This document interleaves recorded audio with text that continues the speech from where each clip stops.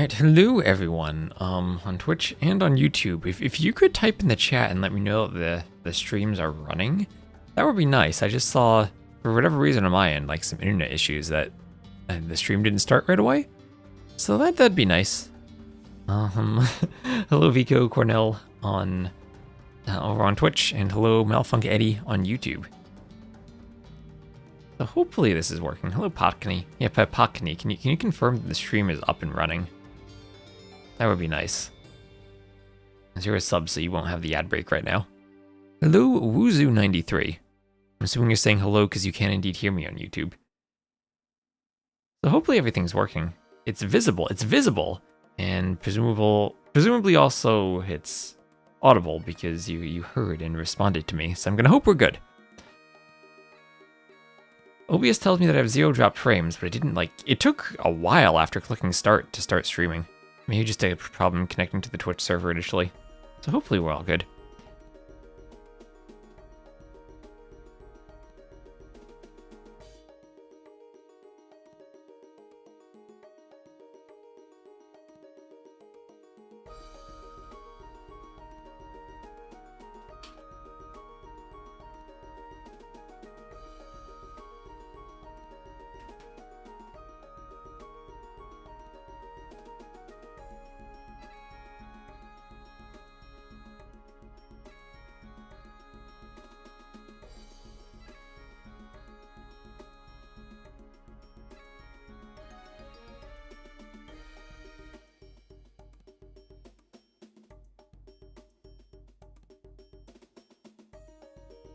Oh, I just saw John Slow saying he would be late.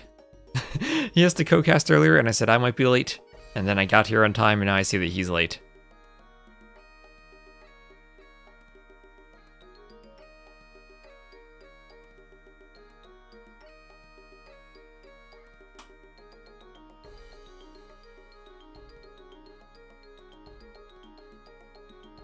Zadie's cookies during work. At least one of us showed up on time.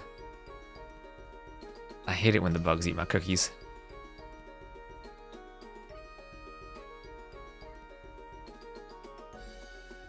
Oh, I gotta swap my scoreboard around. Sorkuma is on the left.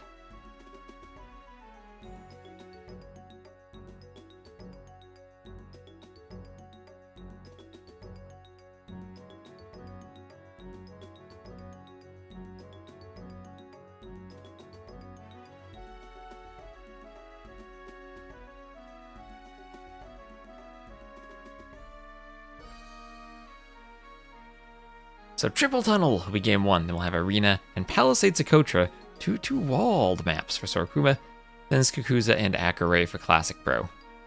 We've got a hamster map and a crazy map.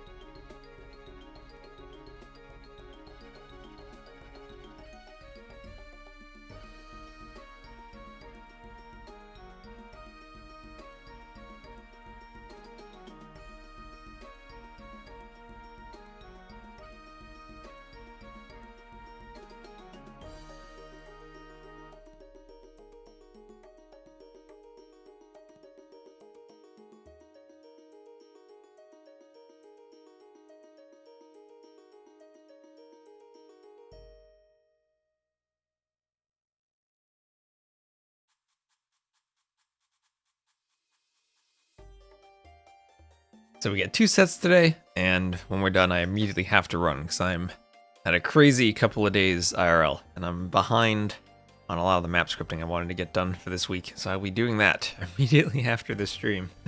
Triple Tunnel start is perfect for talking about everything else while they fish boom. Yes, exactly. Look at that, Japanese is the first pick for Classic Pro, so he indeed is going to be going for that fish boom.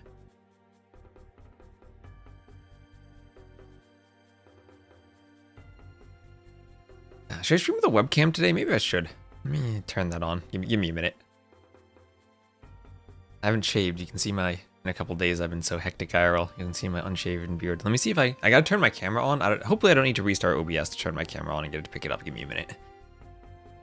Turn some lights on too.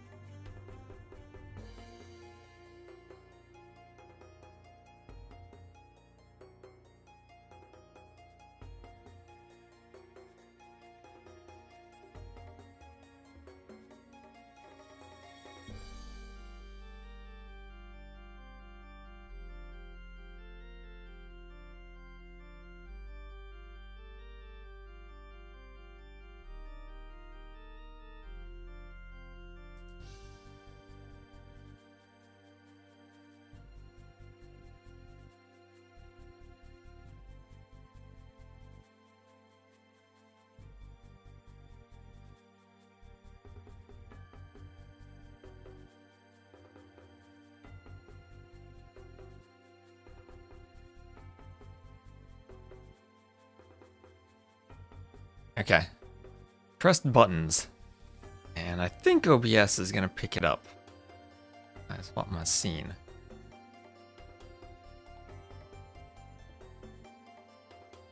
There we are. Okay. Oh wow, I didn't intend for it to be right there. Right. There. There we are. Alright, I'm not gonna put my webcam literally over the draft, but we will have it in Capture Age. There we are. Let me get my Sudden Disaster logo set up. Perfect.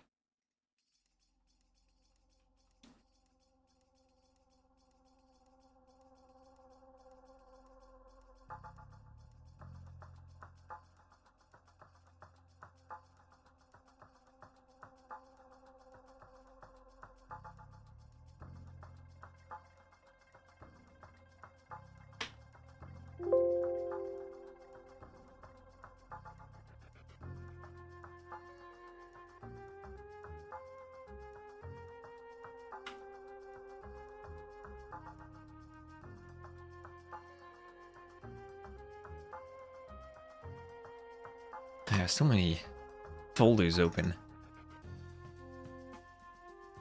Where do we go? Right. I'm just emptying out my save game folder. That's all good now. So it's an interesting choice. Do you want to snipe Japanese, which 99% will be on triple tunnel, or do you think about a counterpick instead? What do you counterpick for Japanese on triple tunnel? Do you go Britons on triple tunnel? Is that a counterpick? I think we saw that the other day. And hello, Underil. Quarterfinals hype. Yes. Well, he is strong on other maps, too.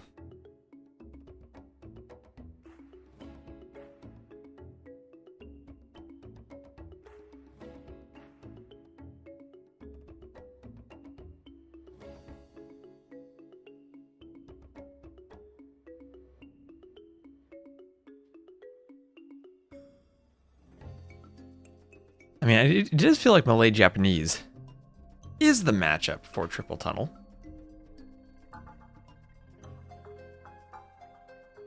Yeah, snipes secure. I mean, snipes have to be Spanish for Acaray.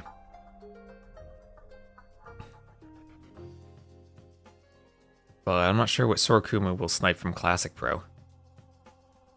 Byzantines right at the end of the draft. It's a good civ.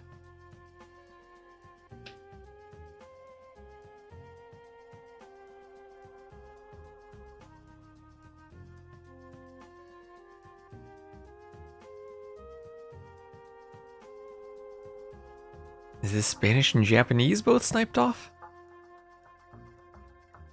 I mean, I guess another option is just concede Acaray, even though it's your home map. Give Sorokuma the Spanish.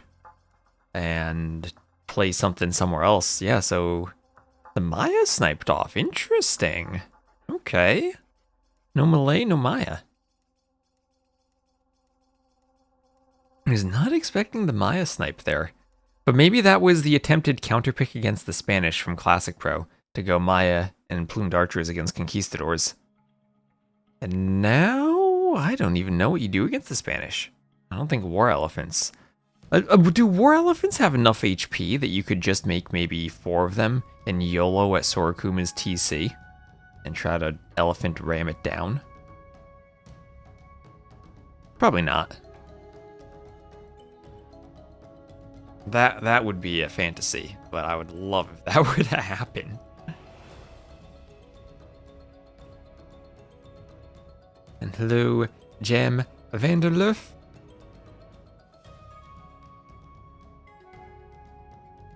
Guten Morgen. How are you doing on this fine day? I took a walk already this morning. I wasn't feeling too good this morning, so I woke up and just went outside for a walk. A very short one, but I got some sun at least.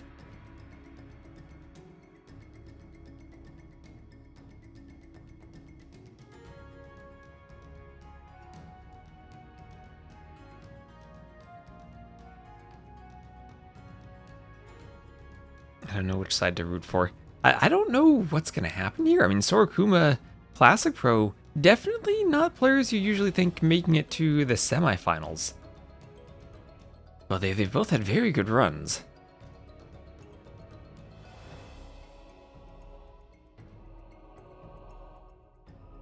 me see. Oh, I should make sure I have the game open. And they have a triple tunnel lobby up right now.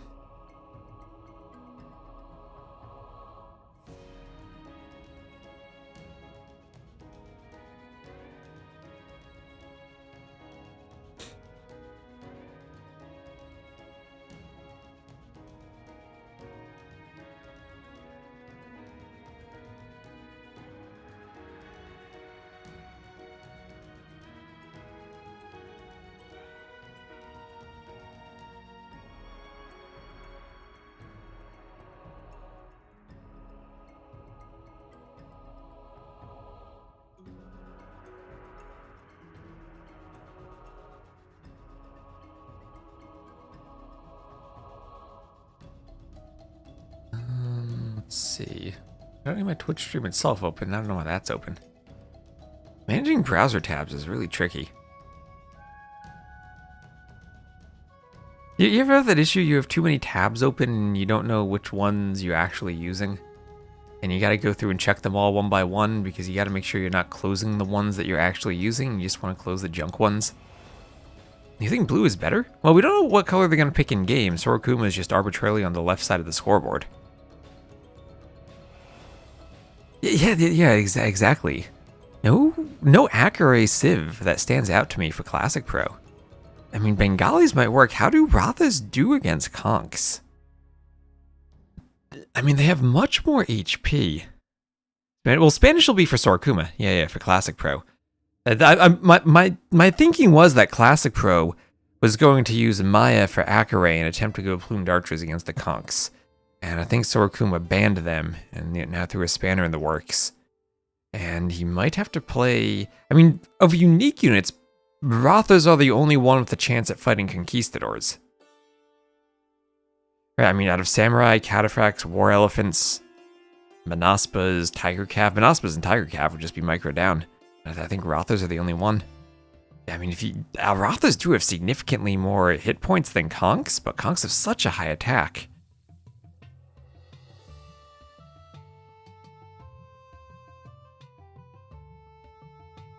A million tabs is worse than using light mode. Yeah, I wish I didn't need so many tabs open, but I gotta have my Twitch ads page open. I gotta have like the list of everyone else who's live right now on Twitch on the AoE2 category, so I can just keep track of who else is online. I gotta have my live stream tab open on YouTube, and then I need to have the spectator dashboard open. I'm at like 4 browser tabs. And actually, the spectator dashboard doesn't auto-launch games if I queue for them in Firefox, so it's 3 tabs in Firefox and then 1 more in Chrome. I have 2 terminal windows open. One of them is your fault, Bozzy. I need to be able to change the cursor size and capture age. And I have a Python script just to change the mouse position in OBS running, and I have a terminal window open for that. And then let's see, I got Discord, Steam, my 2 terminals, Firefox, Chrome, Reaper, OBS, Capture Age, and AoE2 all open. So that's 1, 2, 3, 4, 5, 6, 7, 8, 9, 10 windows at least I need open. Use tabs on the side in groups. You're innocent. Sure, Bozzy. There's one person I'd vote for not being innocent. It's the guy who put all the predators on the maps.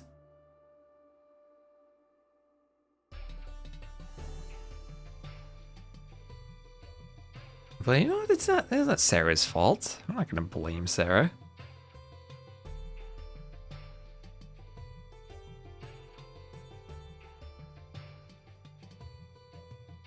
She brought sunblock to Red Bull and saved my skin from burning. We're not gonna blame her for anything. Take the blame for predators, but for everything CA related, we blame Sarah? Okay, fine. Fair enough.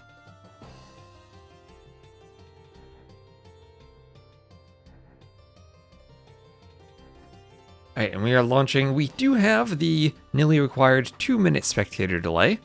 It'll be Sorokuma versus Classic Pro on Triple Tunnel.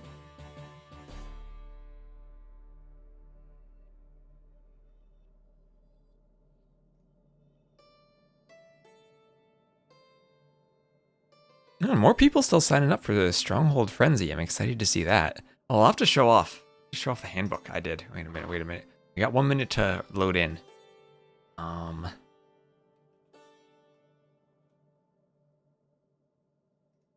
Show off the handbook.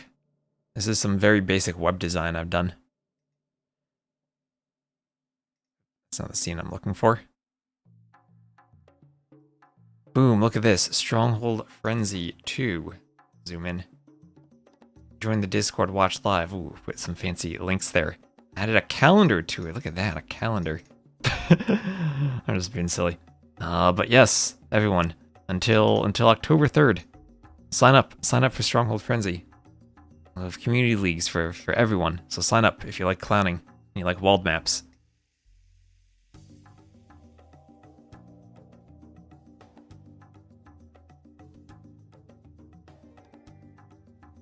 So the Saves for Triple Tunnel will be completely unexpected. Will it be Japanese for Classic Pro? No, it will not. And of course the Malay are banned.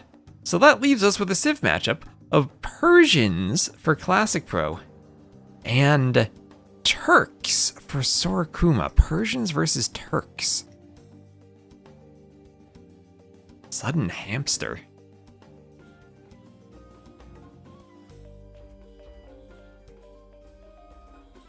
Hope Sorokuma doesn't pick red and you have a hard time deciding. Well, no worries there, as the colors will be... Oh, wait, this is not Queen's Clash 4. This is the Sudden Dessaster 2 Quarterfinals. And here we go. We shall have Classic Pro playing in the yellow color to the west as the Persians, and then Sorokuma playing as the blue Turks to the east. You're an enjoyer of light mode and as few tabs as possible. I enjoy as few tabs as possible. I hate light mode.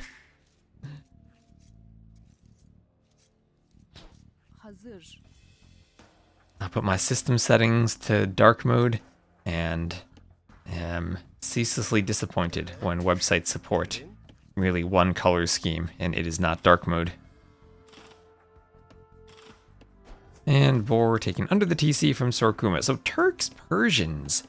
If it goes late game, I gotta think the Turks probably have the better army composition.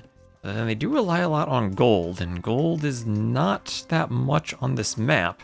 A standard game of AoE 2 is 7 tiles of main gold, and then another 2 groups of 4 tiles each. Here, they're essentially missing the main gold. So Turks have much less gold than normal, with the equivalence of main gold being down the tunnels, 6 in the middle, 7 to the north, and another 7 to the south. So you have all of your golds in the middle. All of the middle is spawn, gold on the east, stone on the west for everyone. I don't know if that matters at all. I don't think the side of the middle for the resource matters, but I guess that's maybe good for the Turks to have the golds. Turks want stone too. They're very, very greedy for the minerals. Castle drop the gold and train Janissaries. I would have liked that approach back when Janissaries had 8 range instead of 7. They murdered the Janissaries. And it might be CA versus CA. It's a matchup where in the long run, Sipahi CA with an extra 20 HP for the Turks will probably be much better than the Persian Cav Archers that miss Bracer. But the Persians can get Parthian tactics in the Castle Age. So maybe an early advantage before the game gets to that stage.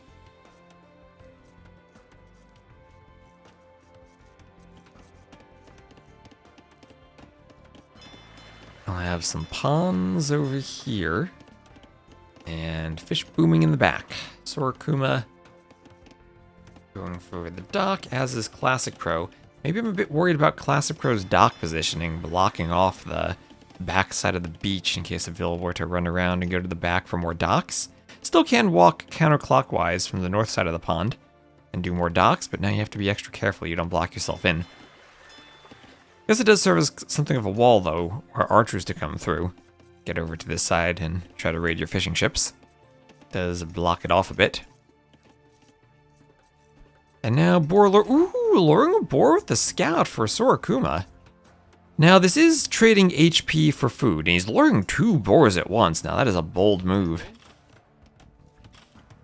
And we'll see if it pays off. And it does. He gets it. He'll get the other one. No problem. Remember, he can kill it with the TC now. Oh, yeah, there he goes. He's killing it with the TC.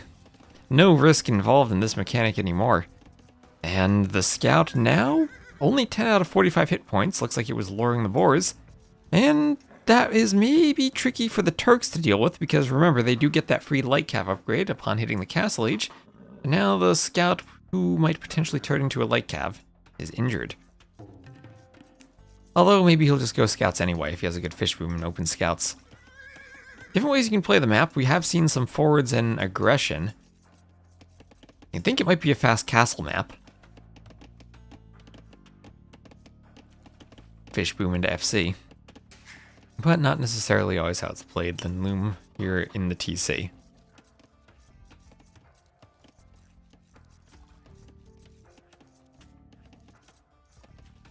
So fish boom into a slow FC. Fish boom? I mean, it might be fish boom into CA. Can it be worth it to lose scout HP in settings which reward weird and unexpected strats? I don't know. I mean, sometimes you can think about... I hate doing it on arena because you need your scout to fight over relics, but I guess there is maybe a train of thought where you can injure your scout in the Dark Age and then heal it up.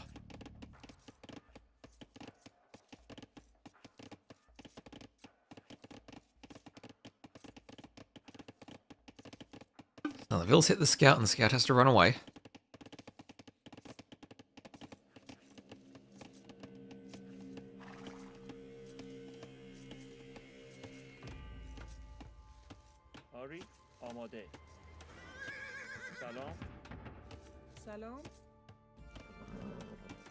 And no, quick gate. And that does nothing. One more hit. One more hit. And down it goes. Ooh, just as Feudal comes in. Actually, that would have been 2 more hits. Well, 1 because the scout hit Feudal. So, the downside of luring the boars with your scout, well, here it is. 1 dead scout. Gave his life to give food to the village. Now, Sorokuma is up.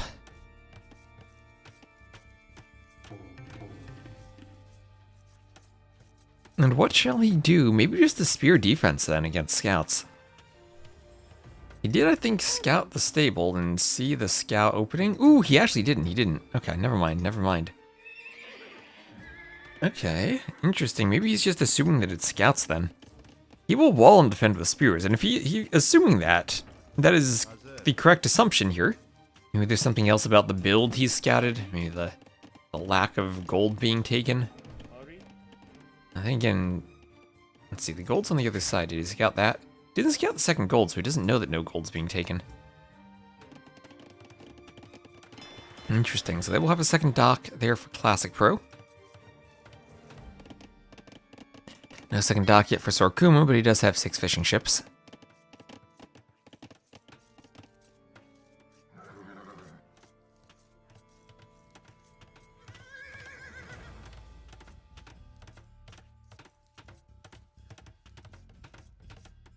As the spear comes around, both spears come around.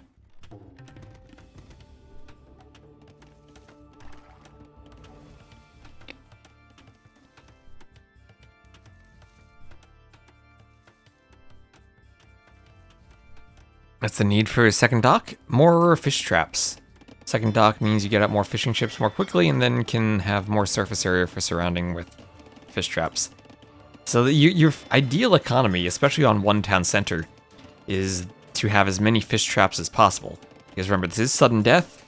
You cannot build additional TCs. So, let's say Classic Pro has 2 docks. You can fit one here. Another one like here-ish, and then another maybe 2 or 3 in the back. So we could have like 1, 2, 3, 4, 5, like 6 total docks surrounded by fishing ships.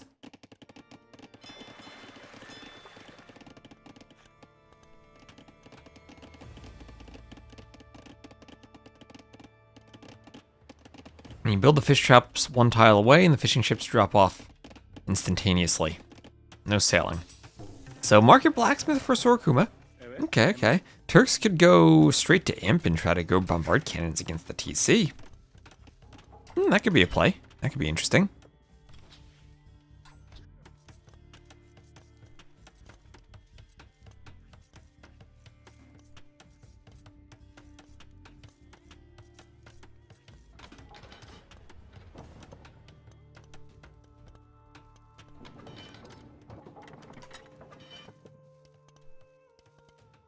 Persian TC.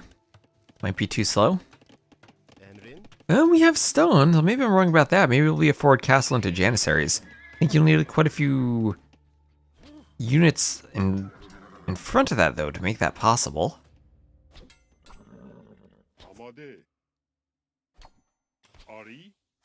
So far, it is just spears. And there is the castle age.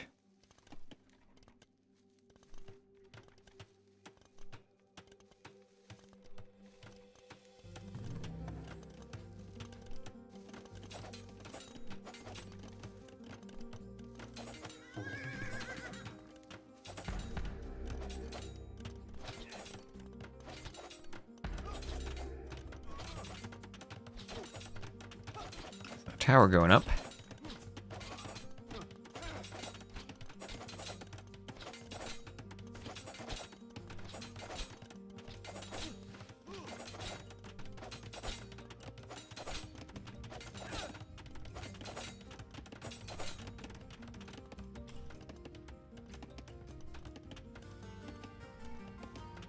Farmon.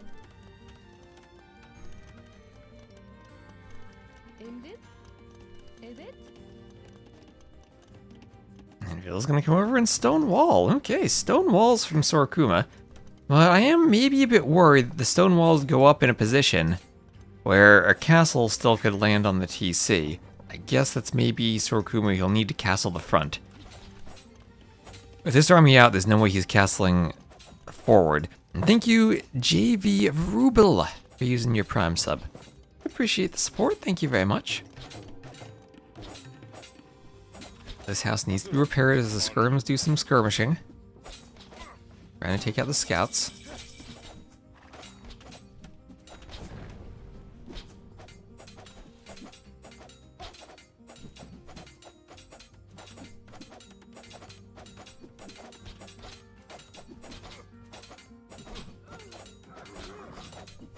Three HP, the skirms, if they focus that, could take him out. And the house goes up. Sorokuma, notice it, 3 HP. Get it, 3 javelins. No, okay, maybe you'll get both. Okay, this one's at 3 HP now, that's fine. One more scout, 2 HP. 1, and oh, it pulls back just in time. Oh, Sorokuma. Oh, you got another chance, Sorokuma. Get it. It's so low. He doesn't know. He's doing a castle in front of his TC. I want to see him get the scout. He's losing skirms to the archers. Let's go, skirm, get the scout. It's 80 food right there. No, skirm. You were the chosen one, skirm. Oh, there's a monk. The scouts are starting to get it. Oh, the skirm goes down. Oh, if you convert a scout, make sure it's not that one. Okay, he noticed it was super low HP and he swapped targets, and now he gets it. Okay, getting it with style with a converted scout. Stabbing it in the back. Okay, I can get behind that. So, castle and Janissaries. However, Janissaries now they have 7 range instead of their former 8 range. So, a bit weaker, significantly weaker. In the castle age, the same range now as mangonels and as crossbows. So they no longer can dance from a tile back. Could a map be created in a way that increased age-up costs? Yes, you can change the costs of technologies in a mod, yes. You can't change the effects, but you can change their costs in a map script, yes.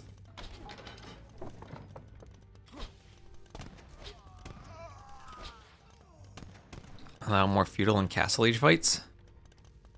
You also increase the cost of feudal if you want more militia and villager fights. Farmon. Ari. It's a wall rebuilt from Sorokuma.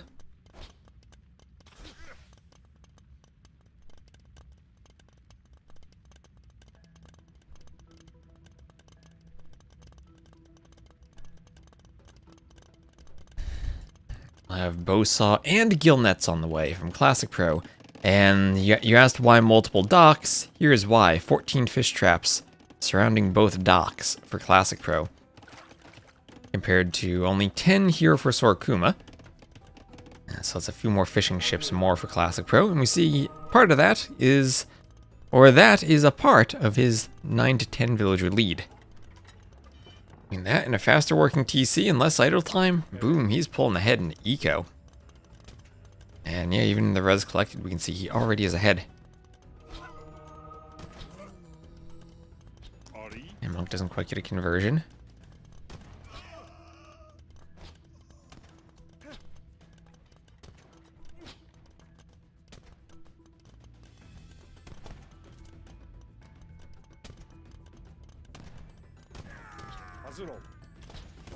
And okay, Janissary is defending. Monk brings a relic back. Oh, but here are the Cav Archers. And Cav Archers are a unit I think would usually do pretty well against Janissaries. This is why someone earlier suggested Cav Archer versus Cav Archer, I think. Japanese Cav Archers should be pretty good against Turk Janissaries. Is there a way to script a map to order pizza? I'm gonna say no. There actually, you know, with XS scripts, I know in custom scenarios you can read and write to files. I'd imagine that you can do the same with map scripts with an XS script, but I never tried. Maybe there is.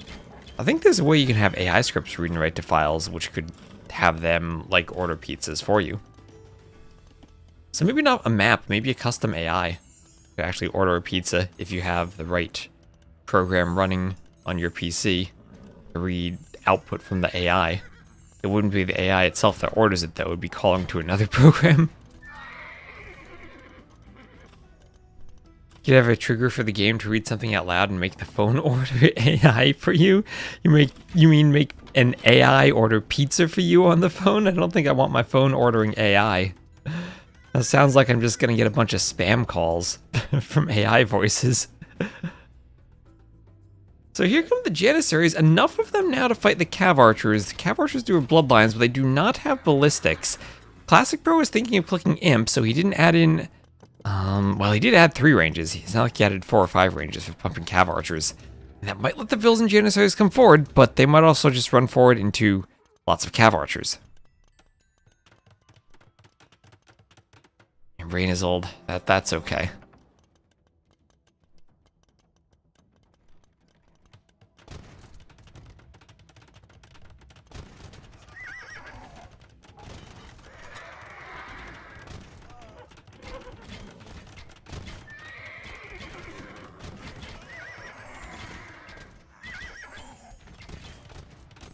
The Janissary is taking a fight. Vills getting back from the castle, wanting to stay alive in the face of the Cav Archers. And Janissary should have whittled them down. Every time you make a Vill, it orders a pizza? That sounds like a lot of pizza.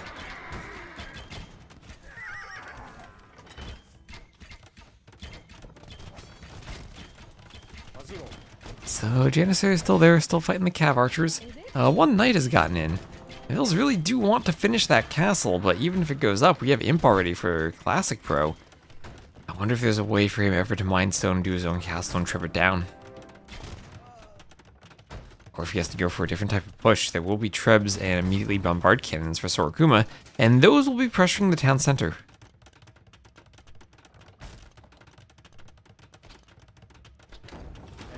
And Minganel, ooh, okay. Lots of fills on the gold. And petards, it's petards. All right, remember this is a Persian town center. You need a lot of petards to deal with a Persian town center. Maybe you want the castle to take out that gate too, give yourself more room to maneuver. I hope Sorokuma realizes it is a Persian town center. So there are gold miners in the north from Classic Pro. Classic Pro has gotten relics in the south. They'll both be building stuff and outposting down here near Sorokuma. Do they get that bonus against Janissaries also? So let's check. It is +2 against... Or, no, wait. They should have plus... Oh, wait, never mind. This is... Remember, this is Persians, not Japanese. You had me thinking it was Japanese for a second. Did I say it was Japanese? I was expecting Japanese for the fish boom from some player. Yeah, okay, yeah, this is Persian. You made me think I was saying Japanese. Yes, they do get it against Janissaries, because Janissaries do have the archer armor class. Yeah, I was looking for it in the stats for a moment. It was like, nope. Oh yeah, also chemistry in the Castle Age. Persians can do that now.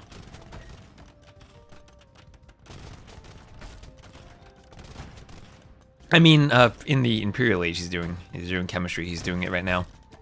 It's Parthian that's in the Castle Age. Sorry, Parthian for the Cav archers is what I meant. They do. So they get armor in the Castle Age if they do it. So I'm researching chemistry and meant to say Parthian. They're not the Bohemians. So archery range getting rammed down, and Classic Pro with the lead. But this is still a really threatening push. Right now, there are so many rams. And nothing that destroys rams here. Now finally a bombard cannon. And if Classic Pro holds, he's up 10 vills. There are repair vills there. Cav Archer sniped the petard. And TC taking some damage. It is Persian, of course. But the rams all are going down. There probably needs to be Imp and Trebs actually to deal with this now that the cannons are out. That's true. Imp has not provided him much value. Maybe just staying castle and going Janissaries could work.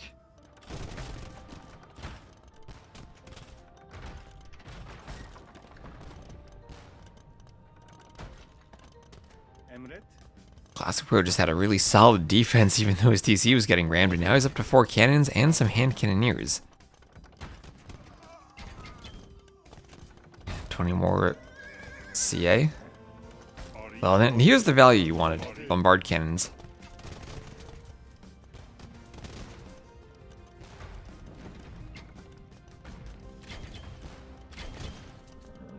Now, rams moving forward. Hard to set the rams one at a time because bombard cannons can splash damage and pick them off.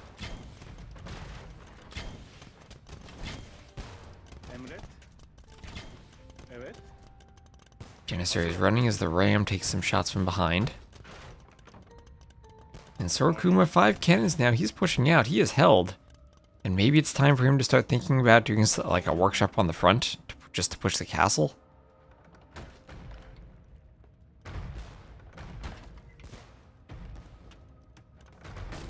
And here we go. Cannons going for the castle.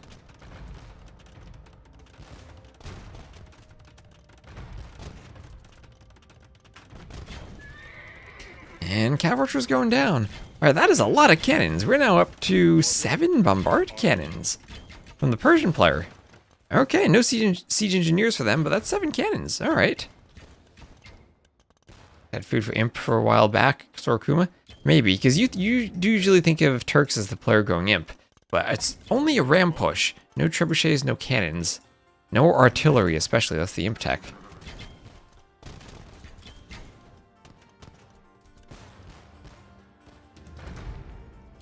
There's Cavalier and Scale Barding armor, so Classic Pro gonna go for more gold units. And at 93 vills, perhaps he has the economy to do it. What does Siege Engineers do? An extra 20% bonus damage against buildings, and perhaps more importantly, +1 range on your siege. Turks can do artillery as their unique tech for +2 range. That's unique. They don't get Siege Engineers for a total of +3, so they have unique tech for +2. But Siege Engineers civs by themselves get +1 range. Here, these bombard cannons only will have 12. So if it keeps going, it could be 14 versus 12 range. And here's some nice Cav Archer micro patrolling a bit from Classic Pro. And the rams, as you would expect, without much escorting them, go straight down to the bombard cannons.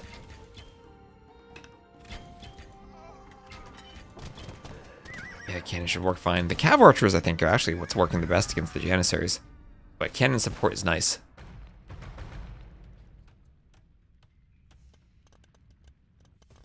I'm looking for the Cavalier transition. Not that many yet, though. Maybe there's a chance Classic Pro could run in with Cavaliers and snipe the TC.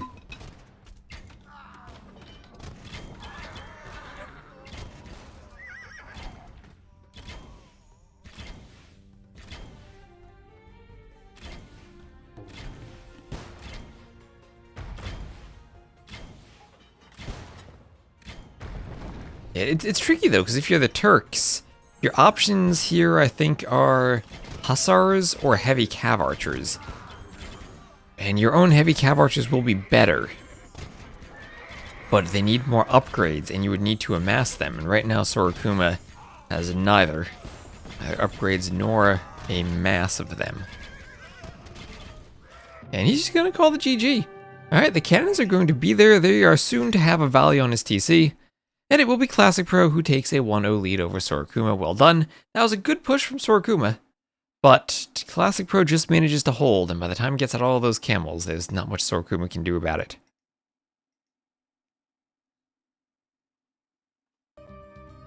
Camels, I think, died to the Cav Archers. Maybe not without Bracer, but they're pretty expensive nevertheless.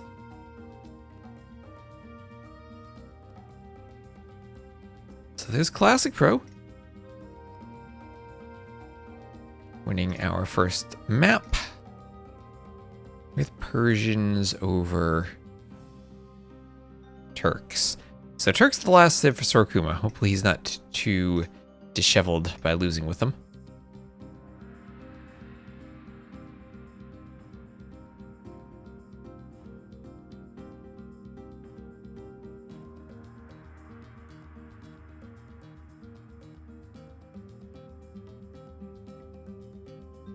I have a 105 emote? That's a cyan emote. That's not 105, that's player 5. That is a P with a dot in the middle of the P. It does look kind of like a 105 though. Maybe I need to use a better font for it. I just use good old Lucida black letter like the game uses. Please, toxic person imaginable. I try not to be toxic. And I try to keep my... this chat is like, you know that radiation shielding suit in Doom? So you can run over the toxic waste without getting damage? Aside from the times it leaks. That's what the chat is. Only without the leaks. Alright, chat. The next map will be Acaray. And sorry, there's a slight spectator delay. Or it's not spectator, I say ad delay. Am I talking about Doom from 1995? I'm talking about Doom from 1993. But that was released in 93, right? Was Doom in 93 and Doom 2 in 94? Or was it 92, 93? One of them was released in 93. You can probably add some levels of toxicity if required. We might need to balance out, like, acidity versus base levels in the chat sometimes, but I think we're usually good here. You enjoyed that in college at the time? I have a couple of Doom videos on my YouTube channel. I should do some more classic Doom streams sometime.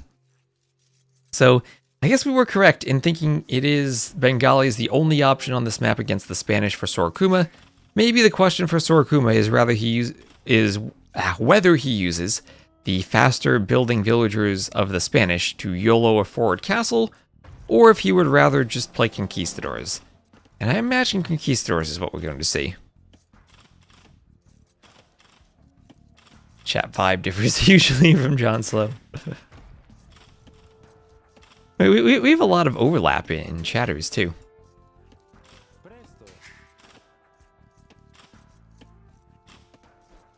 think Rothas would cook conks, similar speed, much higher HP and range. Really? I think the huge attack of the conks is going to overwhelm the Rothas. We will see. I'm curious. We saw how Mamluks were tried and they failed. We've seen Camel Archers and they have failed. We have seen Mangadai and they have gotten completely wrecked. I was really curious about the Plumed Archers from the Maya, but they were banned in the draft. And now, if it is Ratha versus Conk, I guess maybe the advantage is that Rathas only cost wood and don't cost food, which maybe is cheaper since you don't need farms, as that cactus is on top of the boar. But, don't know. I feel like maybe food is enough on the map to pump out the conks? I don't know. Maya is the best Acaray save, but they have been really nice. I think the Plumed Archers are so cheap that you can amass them more easily than you can Conquistadors. with how low the economies are.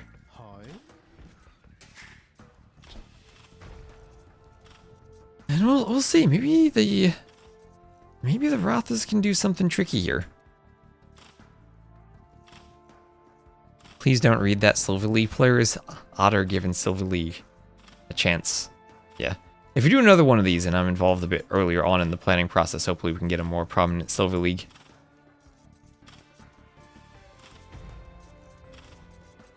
I should add a half spherical cup of mint tea for the Silicon Valley Masterclass vibe. A half spherical cup. That feels like it would be very unstable and easy to tip.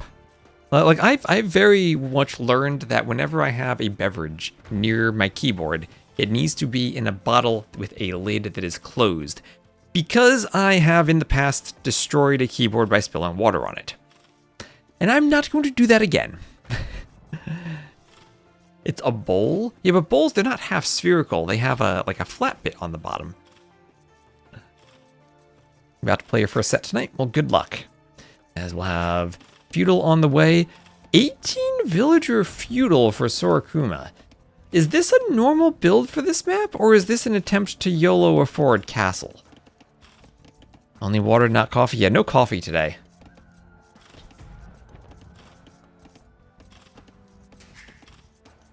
Maybe I just really need to get glasses, or maybe I need to go to my eye doctor. But I feel like sometimes if I drink a lot of coffee, it affects my eyesight. Things that happen now in my 30s. So your discussion is too intellectual. I mean, I guess the half sphere is homeomorphic to a bowl, rather than a donut.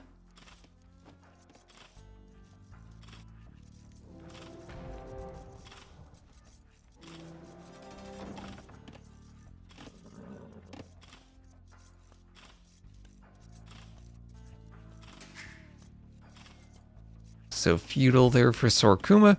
19 pop-up, as I said. So villager and loom. 20 pop-up. Now the question is then, does he send everyone to food and gold, or does he send everyone to food and stone? He is just about to get the market and the blacksmith. Needs a tiny bit more wood for the blacksmith. And there he goes. He is the Spanish, so he needs but a single villager on the market because they do build more quickly.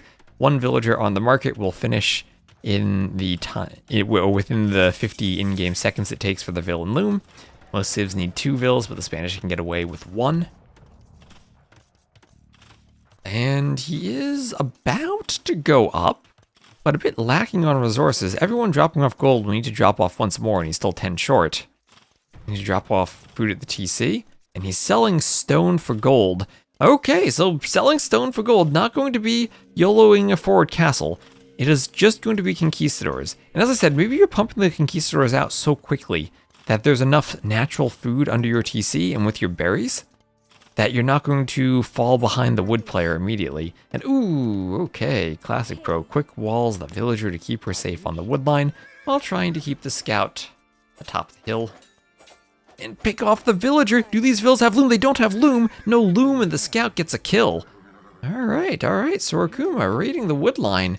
Doesn't get the vill who Alcatrazed herself, but gets a kill on the wood line. There's a lot of scout HP going down. Maybe he can run in a very straight line back to her castle. Garrison. 6 HP left, so he can take one more hit, and yeah, he's going to wait for the castle.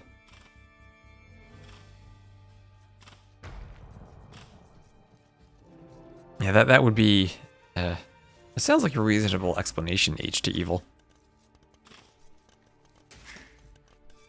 And no loom your doom. It's like in Doom where you need the armor to make sure you take less damage. You gotta have your loom in AoE too. Tarkins, we did see Huns for a Tarkin suicide mission. Maybe that could be a play against the Spanish. Pick Huns and just try to YOLO Tarkins at the TC, ignore the conks and go for the snipe. And get conks hoovering in your eco. I think conks come out way too fast though for that. But yeah, we have seen a Tarkin snipe in one of the games. I forget which, but I did cast the Tarkin snipe. I'm sure of it. I wonder if fully walling early versus Spanish is worth it in this map. I feel like fully walling against Spanish puts you behind in resources in a way that doesn't help much because conquistadors will get through the palisade quickly once they get 6+ of them. And they'll get 6+ very quickly. So here come the conks.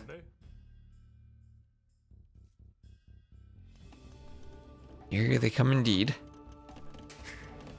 And here come the Rathas. So Rathas, significantly more HP, conks more attack. Rathas an extra pierce armor.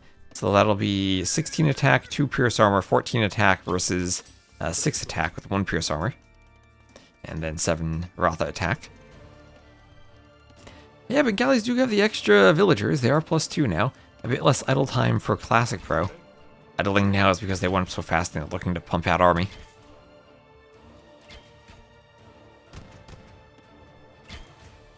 And Conks Ratha's dancing. If Classic Pro ever can afford a university in ballistics, then maybe he takes better fights, but that feels like a long way off. Isn't interested in Vils? Who needs Vils when you have Conks?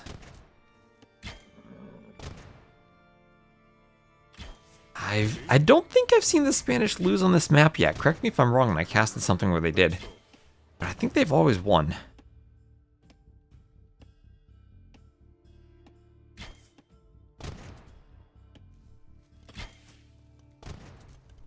Monk's still trying to get shots on the Rathas. Okay. Ratha's defending. I wonder if it's ever worth it to do a monastery and monk to heal the Rathas. Number is still staying close.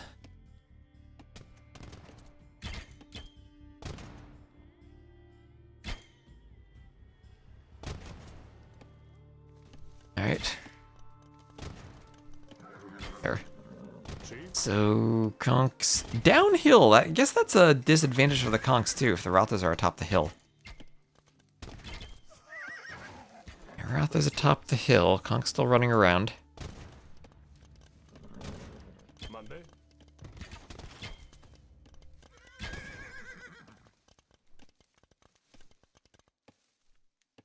See? Conks have to run away.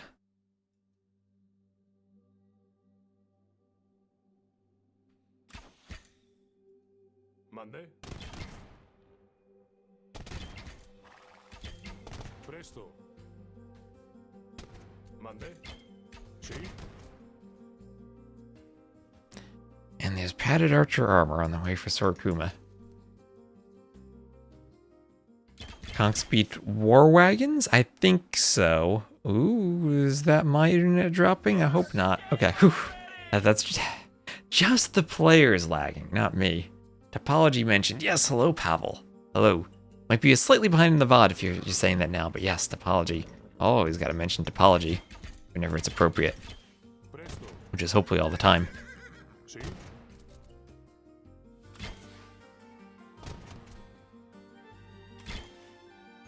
I'm still advocating that the market can make a unit called the Cartographer, which is a very slow-moving scout, but you can walk off one edge of the map and come back on the other side. Maybe that could be a cheat unit.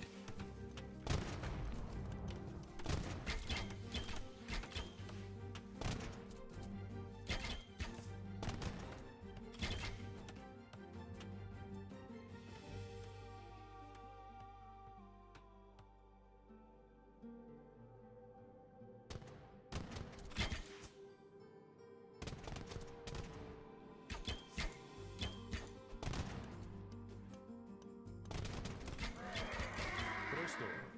Monday.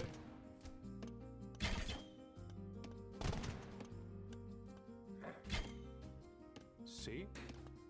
Presto. Classic Pro. Oh, that was a nice shot on the Rathas. But look at that economy now. So as someone said earlier, Sorokuma didn't care about Vils. Maybe he optimized the build a bit too much for early conks versus economy, and the Bengalis just have a better economy? Okay, well, Rathas, I don't know. I mean, they were a higher civ pick than the Maya. I don't know if they were plan A, but they seem to be working out so far. No petards, no desperation snipes. See? Presto. Monday. But I think what Classic Pro needs to work towards now is that university for ballistics. And I see the university coming in now, and he has the resources just about managed for ballistics. And there he goes, ballistics on the way. So 0 on food for both players. Who needs food now? Well, the conch player needs some food. We have literally just gold, and buying food is the economy. We have 1 vil on a straggler tree. The rest is perfectly balanced with 20 vils on gold. And 0 vils everywhere else. And once ballistics comes in, then the Rothers are going to take some great fights. And I guess your next priority is working towards a stable for husbandry and bloodlines. Hello, Anthony.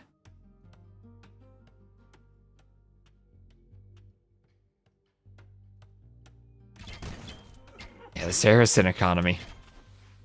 The protein powder diet. Presto. Sí. Presto. Mande. Presto. Sí. Yeah, if you want food IRL, then don't be like Sorokuma. Instead, you can use our HelloFresh sponsorship. Mande. That's still running. Presto.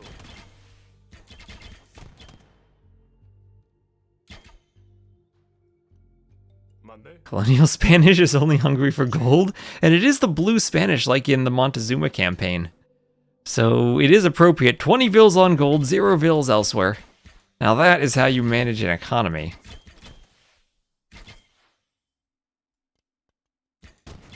Won't be running long anymore. Well. We have a bit of a counterattack though, as that was not walled, and now 5 conquistadors are in the wood line with 11 vils. And they ran past them a bit. But Classic Pro has not noticed. How many vils are going to go down? So that's 2. What will the micro be like for Sorokuma? 3 vils down. And now some Rothas have to clean this up. Alright, that wasn't the murder or the massacre that it could have been. 3 vils is still at least a dent in the economy.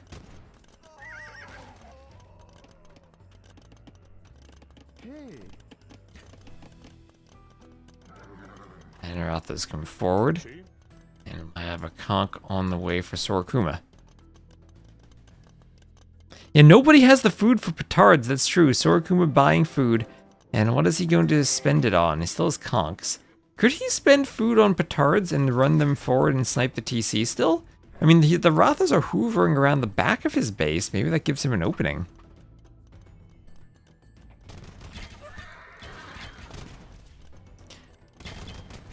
And I mean, 7 on wood, 22 on gold. He doesn't have to be buying food constantly. I guess this goes back to what I said at the start. Rothas only cost wood, so you don't need to invest into farms to turn the wood into food like Sorokuma does. Sorokuma deletes the mining camp because he doesn't need it anymore. So that might be what allowed Classic Pro to pull ahead a bit in economy. His unique unit is a bit cheaper. And he doesn't need to fall down by 2k resources and idle the TC anywhere nearly as long as Sorokuma does.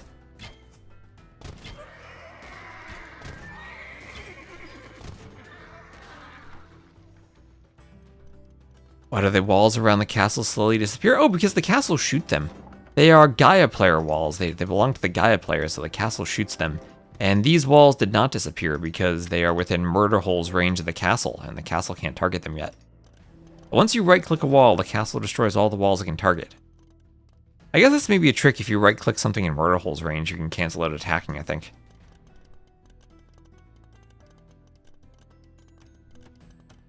So, and hello, Sunnyflower. Thank you very much for the sub. Now, Sorokuma keys 24. I mean, he still has a chance. 24 conchs to 12 Rothas. He could petard, but you need to buy a lot of food for petards, and the food price is already 191. Food is getting expensive. Why does he have 25 conchs, but they're not forward? He's got 5 just chilling on the shallows. 3 over here. He's got 8 conch he's not using.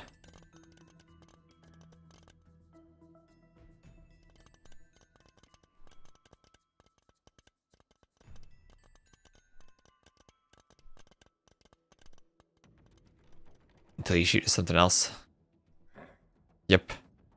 You can also shoot at enemy units, but you don't always have an enemy unit near you. I think it needs to be in your range.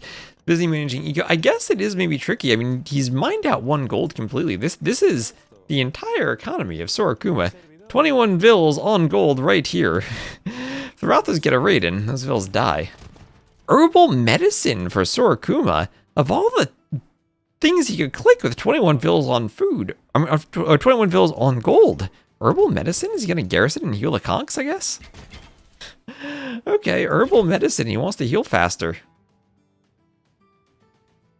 He's out of gold, he'll mine stone and castle drop the TC. That's one way to do it.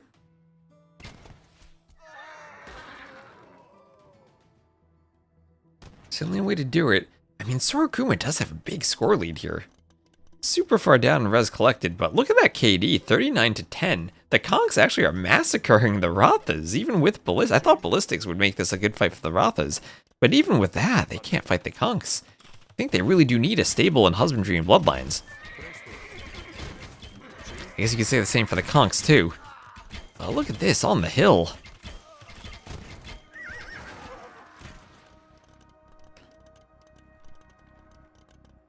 Look at that.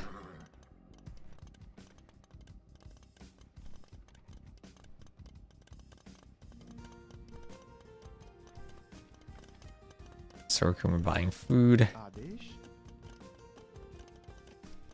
Buying wood.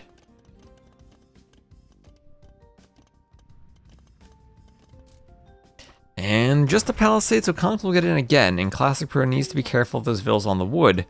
There is a path through which the conks can snake back here, and immediately he will retreat and run to his town center, and now he's out of gold too. He needs to move to his other gold. That one's near the castle and much more exposed. Okay, much more exposed. So is a 30 KD difference making up for a 2k res difference? I think so. I think Sorokuma still got this. Ooh, this is maybe a good fight for Classic Pro? I can't tell.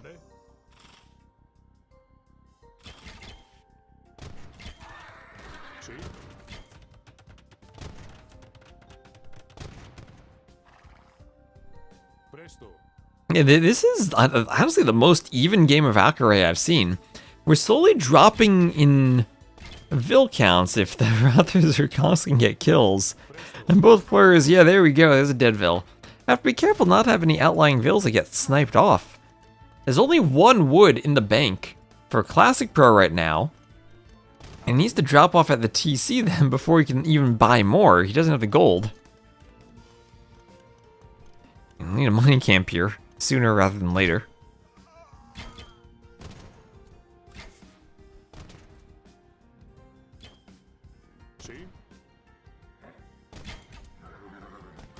And okay, the conk numbers getting a bit scary here.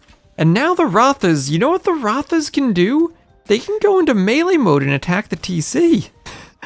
They can go into melee mode and attack the TC. Some conks over here still hoovering. The overall conk numbers are 16 to 15, 21 vills to 30. Conks running out. These vills can go back. They can go back to the wood line. Oh, the Rathas have found more vills. So they're not on the front, they're in the back now. Okay, that's a vill pick, that's 17 vills now. Okay, Sorokuma, the scores have closed up. They've closed up. Isn't two more units fighting with small groups? Maybe, maybe. Oof. I need to wake up more. I had a rough couple days of sleeping. So here we have the Rathas continuing to run around. We'll have conks running to the south, a cactus down here.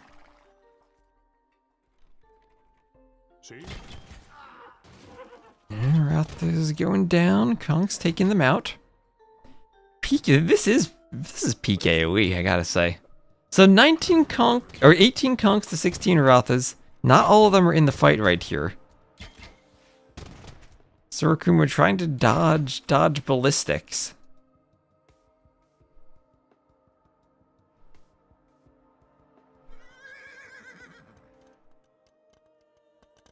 More conks coming out. Oh, we're gonna have a dock attempt. Okay, it's going to be a long time before Sorokuma has wood to do anything from the dock. But he will need to buy some. The castle has one flag in the middle. Shouldn't these castles have two flags on them? I could have sworn they had two flags. Are the other castles like that? Is it because they're a Gaia castle that was captured? Yeah, one flag. That feels off.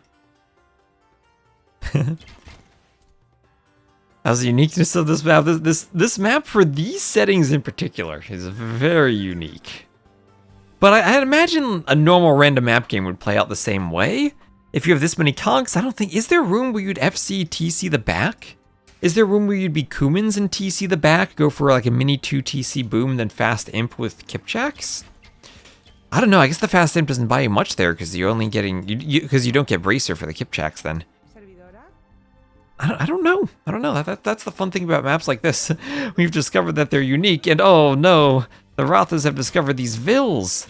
Rathas have discovered the vills. They're going down. I feel like Classic Pro is closing up in the KD while expanding the lead in the res collected.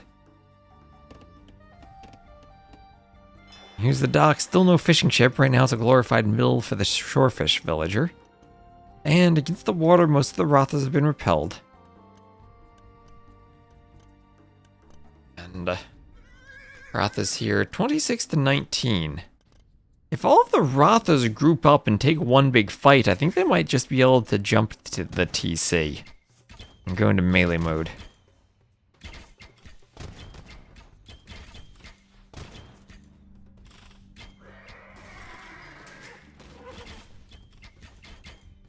Okay, Ratha's going down. That's going to double the economy, 30 vills to 15. Not like either is a good economy, but Classic Pro taking the score lead, moving on up in score. Sorakuma desperate for any resource. He is going to chop some wood. Chopping wood, so 27 Rathas to 19 conks.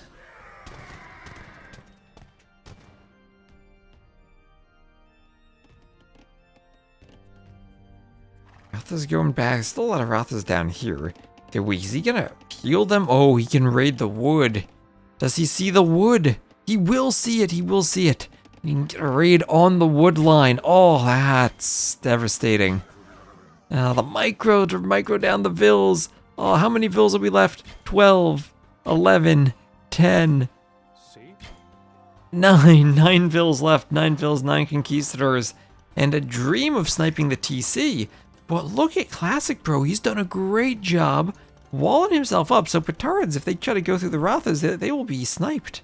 There's no way Petards get into that TC. And Red Ivy Records, hello, hello, hello. It's so lovely to see you. Hope the puppy's doing well. And is mastering her sword fight training. 63 to 40 KD. And conks still are conks. Conks are still great. I feel that if Sora invested a little bit on eco, he would have won. And he would have had fewer conks at the start, and he does still have the score lead. He has 8 vills and the score lead. 1 vill's on the dock. Eventually, he can do a transport ship, transport over here, and get 5 relics. Puppy is being a problem and loves her sword. That sounds kind of horrifying. Oh, hopefully the sword is better than the shoes, though.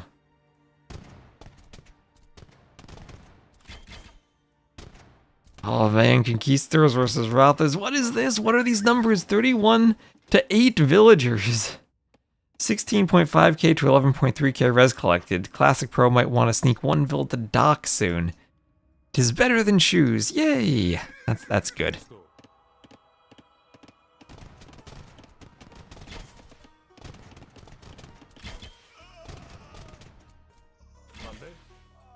Conks trying to take the hill against the Rathas. 70 to 44 KD. You're doing your first stream. Oh my gosh, oh my gosh, oh my gosh. Let me know when you do it.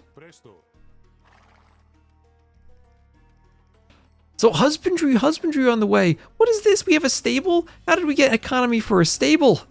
But it's there. Barracks and stable in the back. Those lumberjacks have not reseeded their lumber camp, have not created a new lumber camp. I guess it's not reseeding, farms are seeding. But then they need a barracks and a stable, and now we have stable upgrades, we have husbandry, now we just need bloodlines. And then maybe the armor. And then the Rathas could maybe do it. So Ratha, Bengalis, maybe the Spanish are not unbeatable here. Okay, there's the transport. There's the Ville in the middle. We'll have 1, 2, 3, 4 relics with a cactus relic rounding it out as the 5th relic.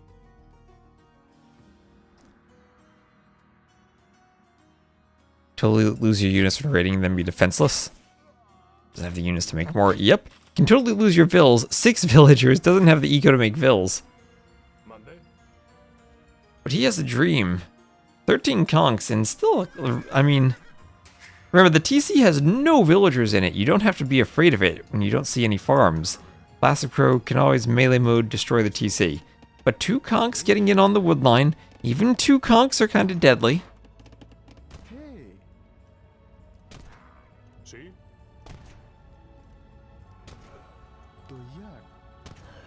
Vill's all going down. Hey. Adesh.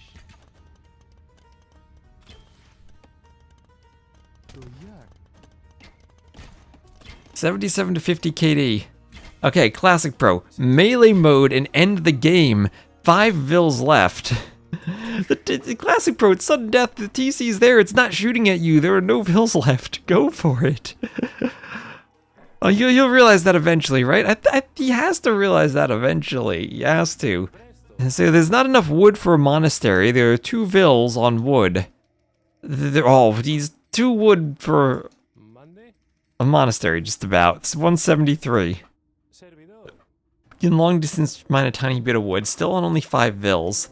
Where are the other vills? 2 are there. 1's in the north. Don't know where the other ones are. Oh. Well, that's a good question. They might not soon be anywhere. Okay, 3 vills for Sorkuma. 1 is going for the relics, though. Be able to train a monk.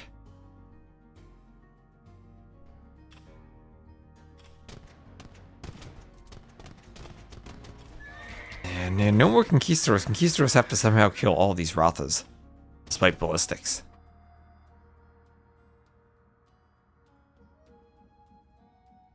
And here's the monastery. Okay, we're gonna have a relic collection in the north. 5 relics for Sorkuma. Runs his vill back. 3 to 29 vills.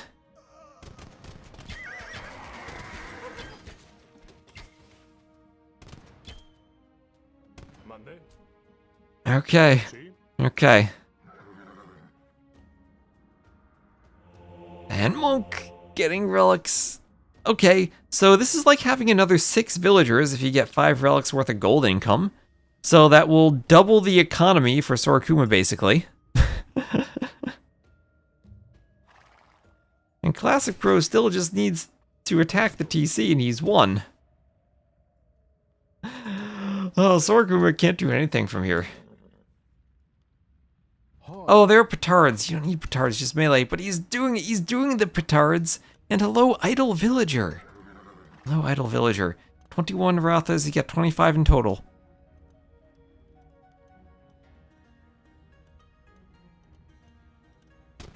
See? Monday. Alright, conks. Hoovering to their last breath. Can't quite make it in. And okay, are we going to go melee mode now? And attack the TC? No, we're not. We're gonna hunt down more conks. There's just 2 vills on food, probably.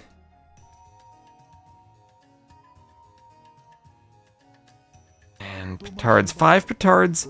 Here they come. 6 petards. Right to the TC. See? By the time they walk there and destroy it, he probably could have ran the Rathas forward on melee mode and destroyed it.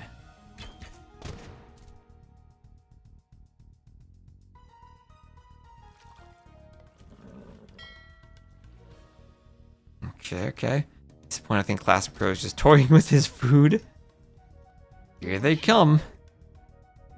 Monk on the mainland.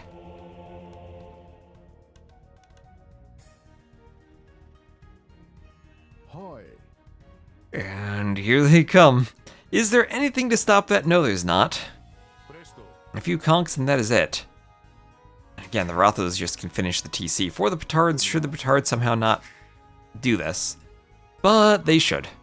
So this is a 52-minute game, and we're at 3 to 29 vills. We've actually been in this game for free. It doesn't feel like we've been here for forever, but it's been a long one. Okay.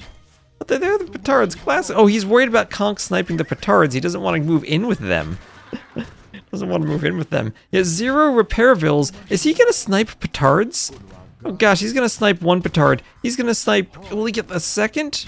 No, he won't. It's close. He does get it. The TC stays up. The Rathas need to destroy it. Classic Pro, go to melee mode. It's 200 hit points. Finish it off, please. Don't get converted. Oh my gosh. Could he lose enough Rathas the TC? He tried to train a Vill to repair, but it goes down. And Classic Pro goes up for a 2-0 lead. Finally, he decides to finish it off, and kind of got a bit risky there. Sorakuma training a Vill to repair. 96 to 64 KD.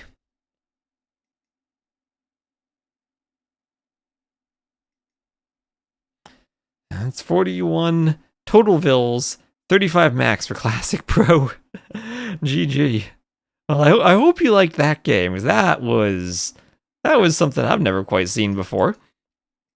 Well, maybe I have to try this again. Double, triple castle unique unit production for another setup. I liked this. I like this setup. That was fun. So Sorakuma did his best to make up for the res difference in KD, but at the end of the day, couldn't keep enough conks out on the field to win against the Rathas.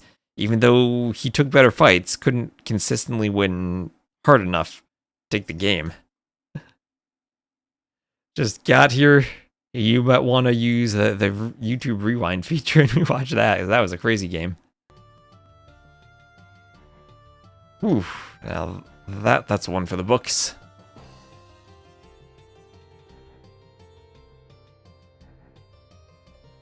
And where are we on our scoreboard? There we are. So 2-0 Classic Pro winning his home map of Acaray.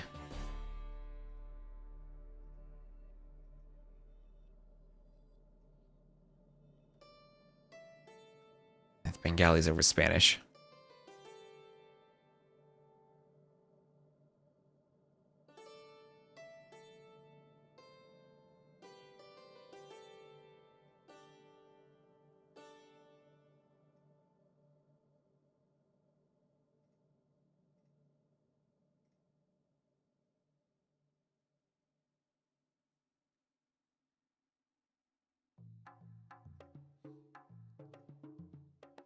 Alright, and the next game will be Arena. Arena.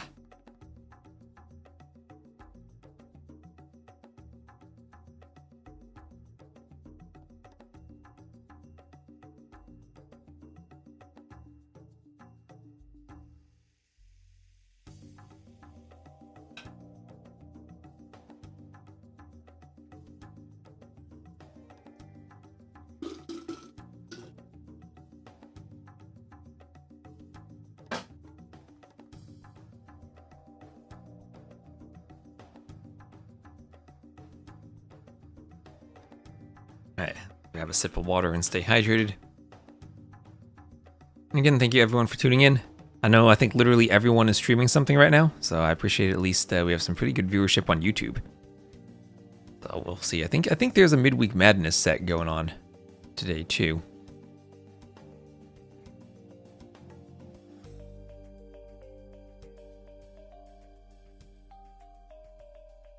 Is the final still a best of 3 for that, or does that become a best of 5?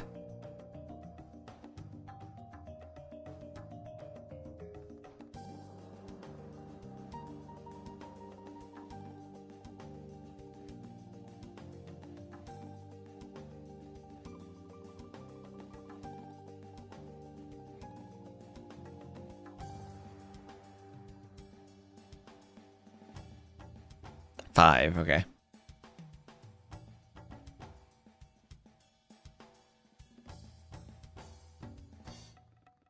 This is all that had lots of best of 3s.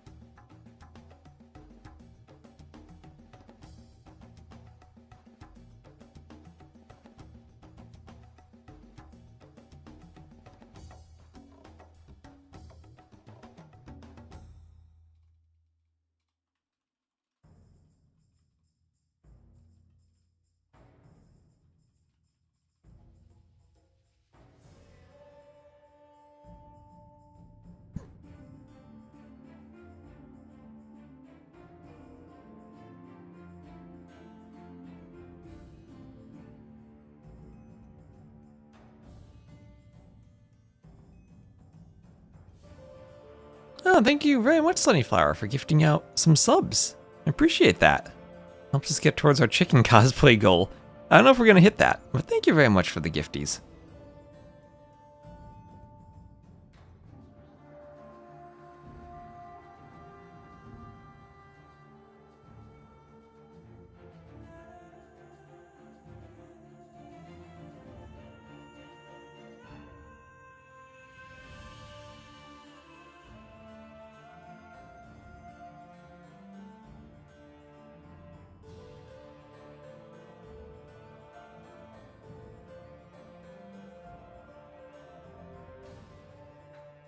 So it looks like we are launching. All right, it will be Arena Classic Pro with a 2-0 lead. We have seen some reverse sweeps, so don't sleep on Sorokuma just yet.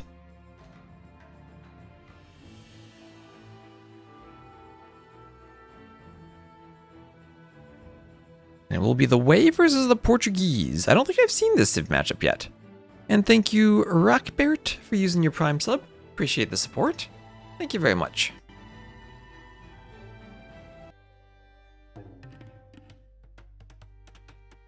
Oh, the Otter one on YouTube now from the past. That was quite the Acaray game.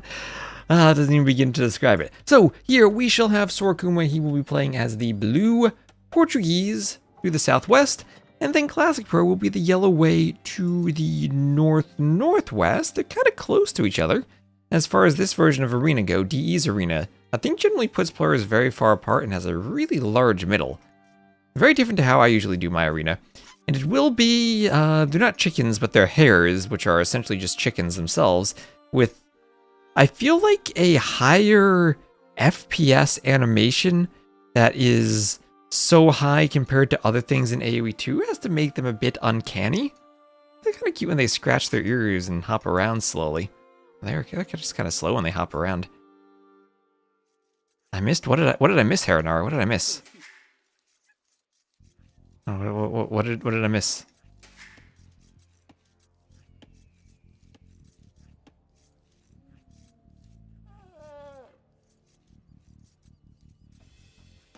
Oh, you were joking about Sunny gifting subs?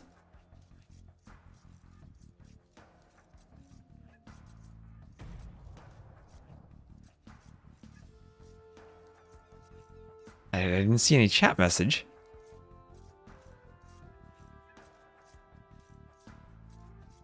Oh, okay. You dodged. Okay, I gotcha. So double fox push from Sorokuma. Okay, you're saying you missed getting gifted. I gotcha now. I'd always referred, or heard that referred to as a dodge before. So I think that was the T90 dodge emote. I gotcha now. I've been so busy this past week, my brain needs to catch up with chat now. So scout fight in the middle, definitely a lead here for Classic Pro in the yellow.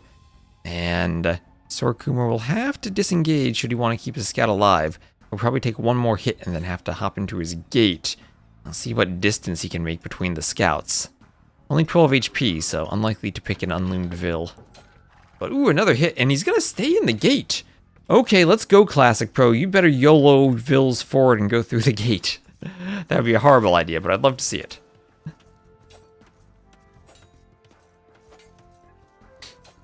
And, okay, Fox is out here taking the hares.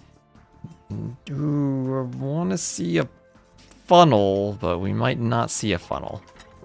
I don't know if Sorokuma will funnel the hares. I'm milling the hares from Classic Pro. He's not going to funnel. This looks like it'd be a tricky funnel anyway. That looks like a very tricky funnel indeed.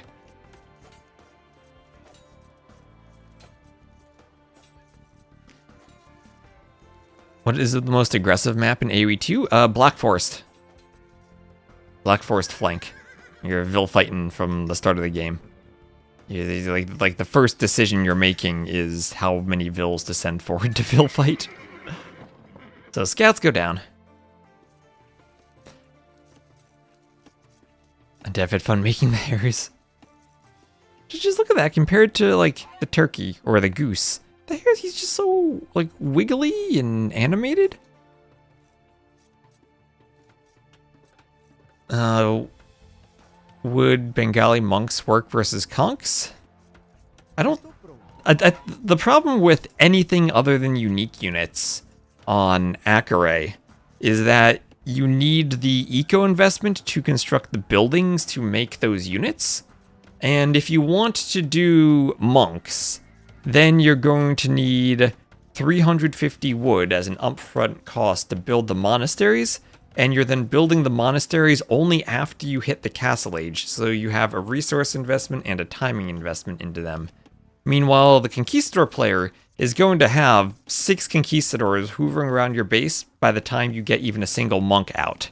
So I don't think that it's actually possible to go for a monk play on that map. I think it's simply too quick with how the unique units hit you, and especially conquistadors or rathas or any of the big mounted unique units.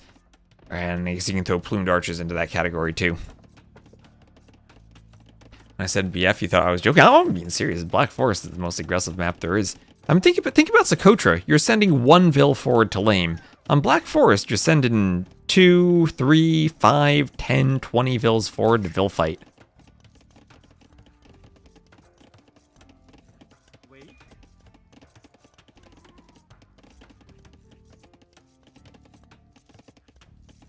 A fox on the way forward. And Vils will take the fox. Lots of Vils on the fox. Let's see if Classic Pro has a build taking that into account. 2 on gold, so it looks like a normal build just with some foxes.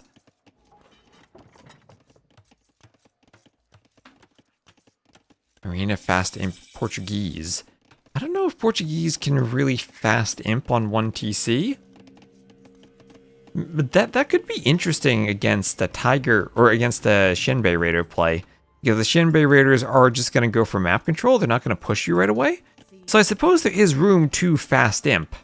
And then add Fetorias and maybe play Fetoria Eco into Arbalest? I don't know if that'd be too slow. You could play Fetoria Eco into monks, but I feel like the Shenbei Raiders themselves are fairly decent against monks. Although maybe if block printing comes in, Imperial Age monks would be better. Certainly I think that would be cheaper than Arbs, and you'd need fewer upgrades, so it might be faster.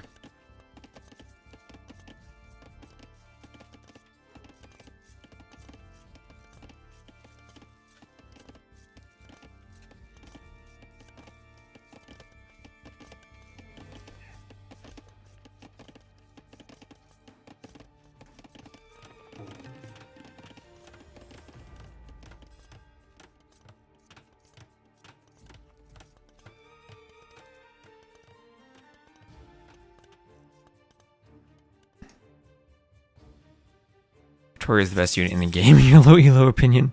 Hello, Elsie River. Maybe in sudden death. So feudal age on the way for Sorkuma.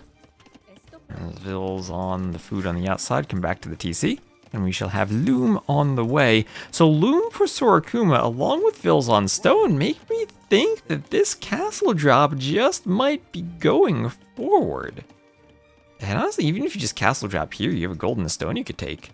I maybe want to go here and take the gold and have a better shot inside, but I think right there.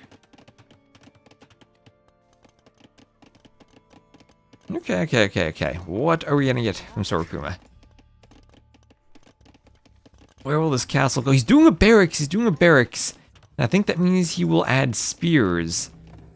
And this is going to be an absolute disaster for Sorokuma, as Classic Pro has read this perfectly. And not only has he killed the scout, but he has his own scout alive to see the Vils going forward, and then send the 5 archers he'll have to stop the castle drop. And the spears, which could help stop the enemy scouts from preventing the castle drop, are not going to work against the archers. Now maybe the counter to this would be castle at home, but here come the archers. And where are the Vils? Dropping off the stone, 660 stone, and all that Classic Pro needs to do is scout this. And he'll probably have won the game. Scout it, and don't display the archers too early. And he missed scouting it. He's bringing the archers over to the side. Maybe he can feel it. He's looking for it. And if he sees it, then I think he needs to click fletching right away. So 6 feudal archers. He sees a spear. He sees a spear, and he sees a vill. He sees a vill, and he saw the vill walking this way, and he sees another spear over here, and he's thinking, okay, Castle Drop has to be around here somewhere. Vills will be fighting a lion. Archers will go forward. He's got more archers hoovering around. They're gonna pick one vill. He'll see the loom on the vill. He knows something's up, and he's looking for it. He's trying to find it. He's got archers over here all around, trying to find the siege workshop that's gonna go up for Sorokuma. Alright, so he didn't find the vills in time. They managed to make a siege workshop, and now with a scorpion or two, Sorokuma should be able to counter the archers, which were there to stop the castle drop. He still hasn't found the vills. And this castle's gonna go up. This castle is gonna go up. Oh my gosh, what a crazy... Classic Pro was there, he was finding it. There is a monastery, and it's going to be a monk too, so monks and scorpions before the castle drop. There is the castle, and with a feudal age army. I don't think Classic Pro stops this, he's up to castle now. Crossbows are not going to be all that useful against the organ guns. What he'd really like to do is pick off the scorpion, but he can't fight with feudal archers against scorpions. And yeah, the scout goes right down. Repairs come in on the scorpion. And the counter to the castle drop by going archers was then just countered ever so slightly by Sorokuma by not getting scouted and putting the workshop up. And maybe just that was a huge mistake. We saw the scouting pattern from Classic Pro. He was running the scout back and forth along the walls. He had the scout over here and ran it over to the left while at the same time the archers went out of this gate. Maybe better to have kept the scout around here and just use the archers out here. But he missed it. He completely missed it. There's berries in the middle of the map now. Sorokuma will take the mill. He's the Portuguese. He'll get wood from those berries. And there's a petard busting through the wall. Do you even bother with the organ guns now? Can you simply make petards and go straight for the TC at this point? There's loom on the way for Classic Pro. That's what he gets for not going fast in Pretorius. And hello, Brent.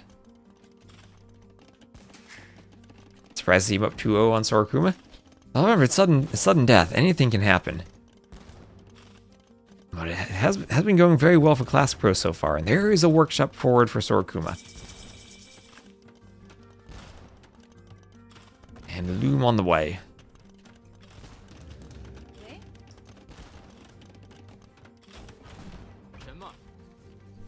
Scorpion going for the archers.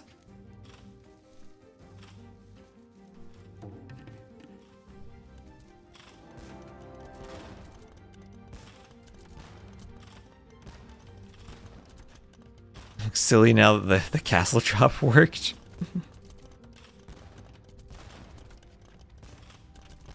And this is what Classic Pro gets for not scouting properly. And what Sorokuma got was a perfect castle drop. And now several organs. Mangonel defense from Classic Pro, which probably triggers Redemption Monks from Sorokuma. And, Redemption Monks from Sorokuma. And of course Classic Pro has a completely awful monastery tech tree, no atonement, so he cannot convert monks. But, Classic Pro is up to Imp. He's up to Imp. He'll be able to do a castle of his own. He'll be able potentially to treb this down. What do the Way have an Imp? They have traction trebs. So, does he realize he doesn't have trebuchets? You might not realize that. He needs more workshops now. Once double workshop traction treb production, they're cheaper for the Way. He's going to click the treb button and then realize, oh no, there's no treb button. And then go over to the workshop and queue traction trebs. Oh no, poor Classic Pro. Doesn't realize what civ he's playing. And now 3 relics for Sorokuma. With the map control, he's hoovering up the relics. Make that mistake all the time playing Woo. It is nasty not having trebs. Traction Trebs have been OP every time I've seen them, but it is nasty not having Trebs. Monk goes for the house, Mangonel goes for the market, and Monk goes also for the barracks. That'll be Sanctity on the way for Sorokuma.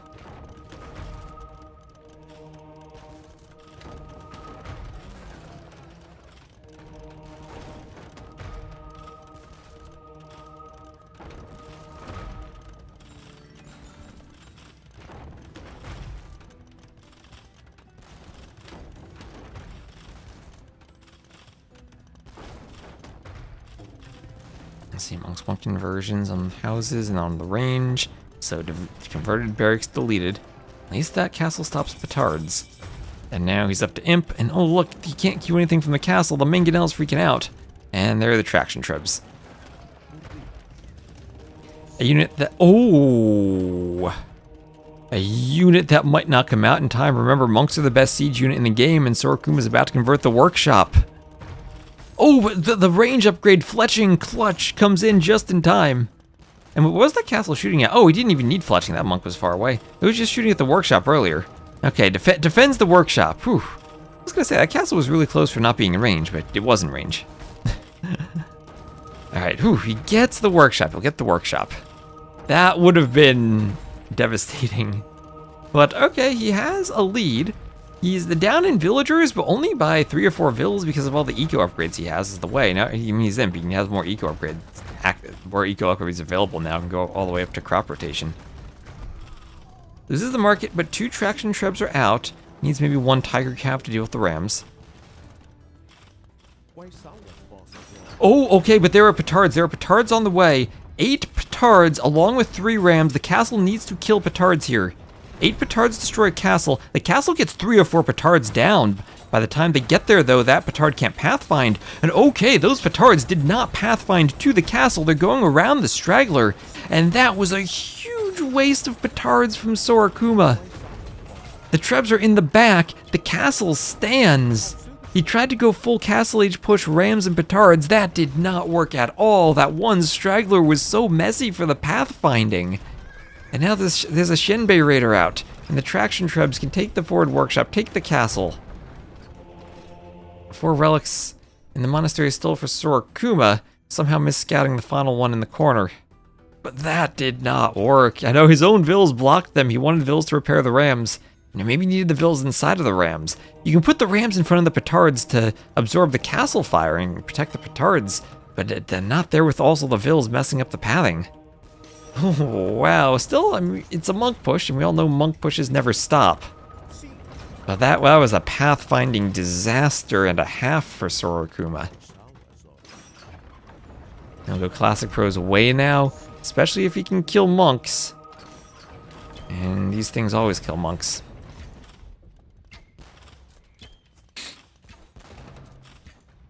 Outrange them.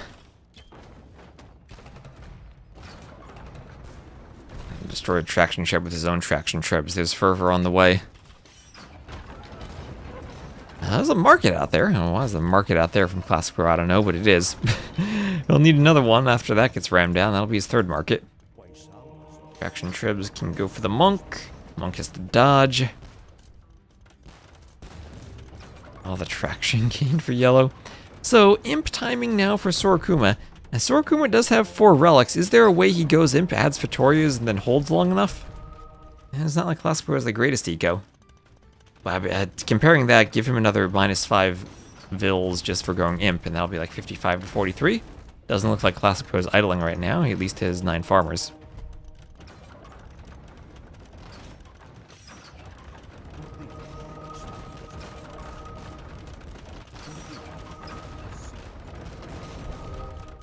Monk goes down.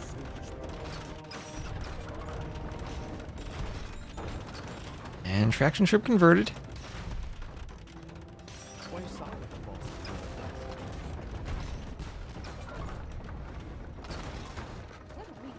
And Vills probably didn't need to abandon the castle. Not with the traction Trebs behind to defend against the organ guns? Do they defend against the organ guns? Let's see if they can hit anything. 92%? It feels like the castle should go up, but then that's a lot of organ guns. Okay, never mind, never mind. That is suddenly a lot of vills that went down, and all of a sudden, how I said Classic Pro would get another 5 vills while Sorkuma was up to Imp. That did not happen. That is now a 12 to 9 vill KD. There's another castle defending the gold, and more traction trebs. But we're a minute away from Vittoria's.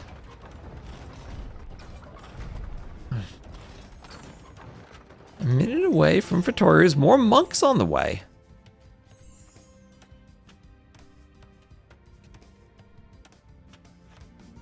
Oh, looks like there's like a letter above the U because of the underscore. Or not a letter, but some type of mark above it. I guess I can see that.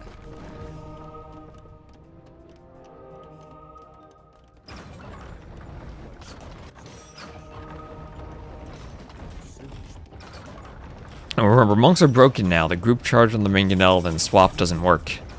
So that would not have converted the traction treb. The Portuguese will give him food. So devotion on the way for Classic Pro. Block printing and theocracy for Sorkuma.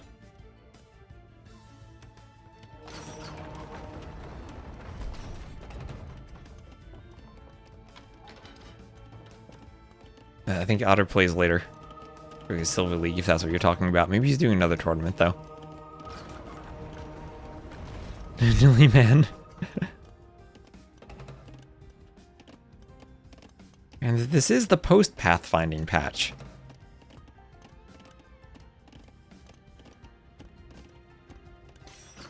There's forging on the way. But here is the first Vittoria for Sorkuma. The first of perhaps many. As he'll need some houses as he constructs more, too. We have an 82 land party we'll enjoy.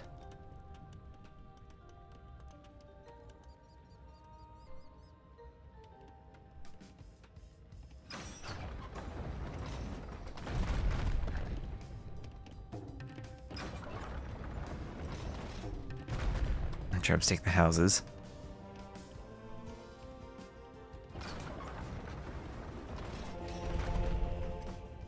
Go for the monastery. And there go the relics. There go Sorkuma's relics. Classic Pro could maybe pick them up. No, actually, Sorkuma's gonna get to them. Okay, not enough trebs to stop the monks from picking up the relics. And Sorkuma at least will get all 4 of them in the hands of his monks, and will, in all likelihood, make him back. We'll probably put him in these monasteries in his base. And relics go on, but only a temporary setback for Sorkuma. And with a 10 vil difference and a Vittoria, that feels like the vil difference is actually even, and res collected only 500 apart. Okay, one monk with a relic will go down. Like, I have to retreat then.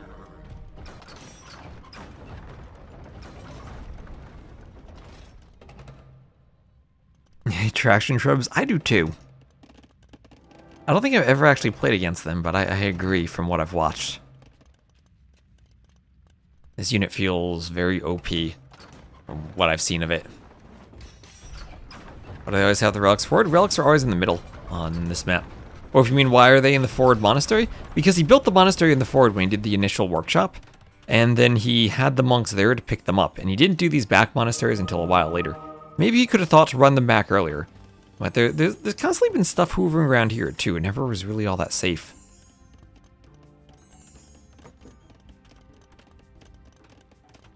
So gold for Classic Pro, Bodkin arrow fletching for Sorkuma, who still is trying to hold on with the fact that he has 4 relics.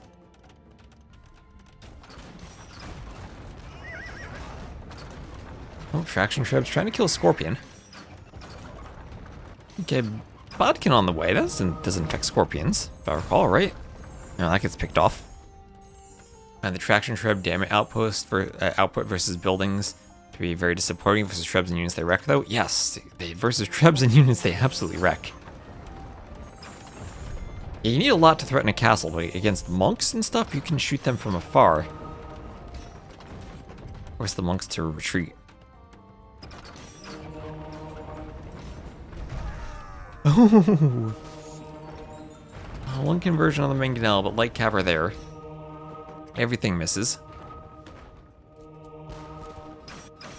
And devoted light cav on the way. Traction Trebs pick off some monks.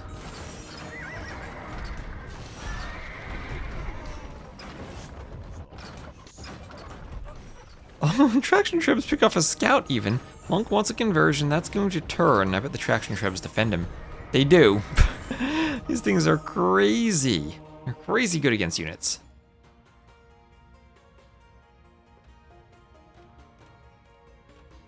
Yeah, 0 Vils on food for Sorokuma. Just a Fatoria, but 2 Fatorias now. So still I'd say about tied in, I'd say in Vil population, but here we go. Here is a Castle. Castle from Classic Pro. He's looking to break through the wall and get a good push going.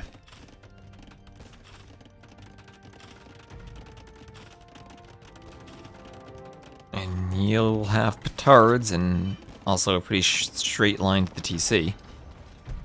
Crossbow bracer on the way.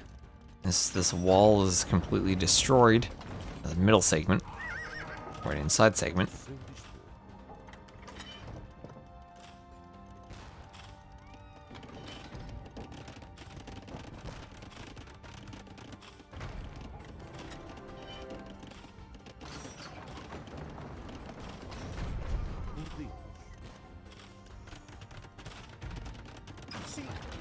Bombard cannons going for the castle.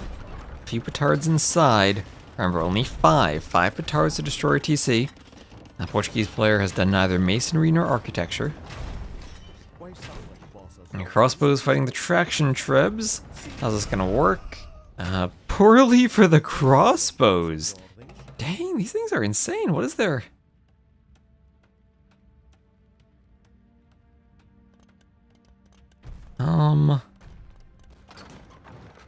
Piece accuracy, min range. I don't have like a blast attack level. We're a splash. Do they have splash damage, or are these just direct hits?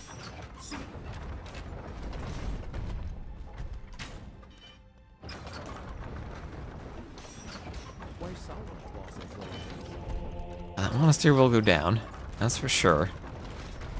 Classic Pro not bothering to re-wall himself.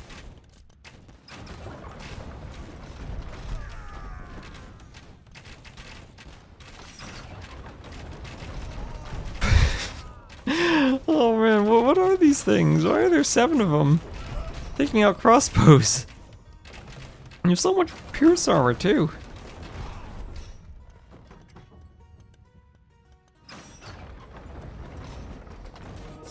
Crossbows fall back. Oh, over here, Vils are mining gold. I think we're some type of pathfinding has led to Vils sharing gold. The castle here got knocked down by bombard cannons. Okay, bombard cannons out on the field for Sorokuma. Makes the Portuguese a bit scarier.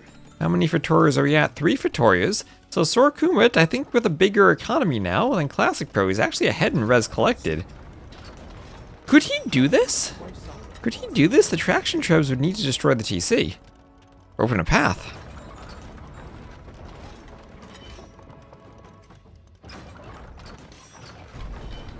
Okay, okay. So cannons, how do cannons do against these things? These things outrange cannons. I'd be scared here.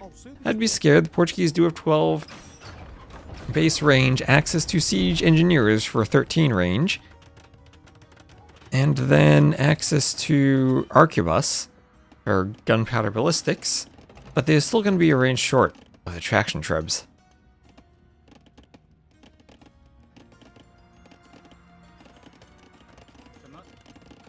Okay, these trebs going for the cannons. And they're gonna get some cannons. Okay, there we go. They feel faster. What is it? It's 0.7 speed and 0.6 speed. So actually they're slower. So Cav converted there, or killed there.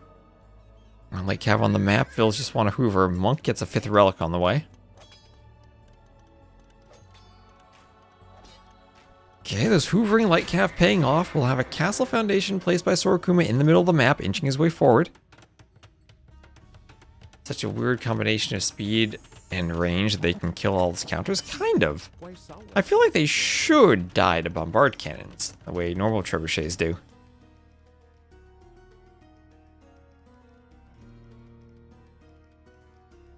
So Vils going for that stone, potentially, but there's a defensive outpost there that will see the stone. Or are they going for it? Maybe not. Maybe just passing. Maybe they're going for another gold. Or are they finishing a gold and auto-tasking to another one? Well, they scouted that one. That would have been closer. Where are they going? Gonna try to rebuild down here? Yeah, they're gonna try to rebuild down there, but there are already workshops for Sorokuma, so he will see that.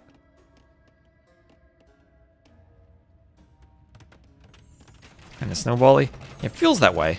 And there we have Arquebus for Sorokuma.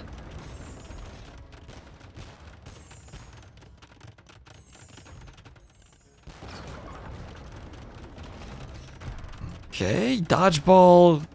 Cannons get the Trebs. I feel like the Trebs also have a rather large area where the projectiles hit. A rather large radius around enemy units where they have collision.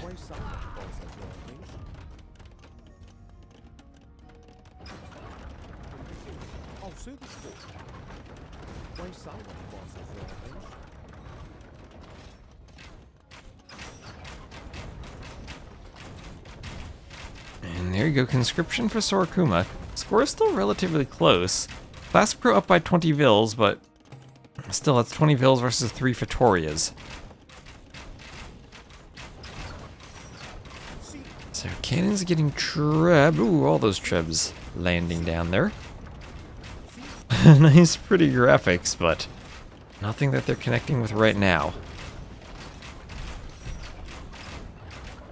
Cannon going back out there. Down here in the south, we'll have a lot of housing, big empty space not used by Sorokuma. Could maybe refresh as a lumber camp. Let's see, Classic Pro has been going out to various wood lines, has been refreshing. Another cannon goes down. A couple of Trebs were lost, but it's mostly been cannon fire.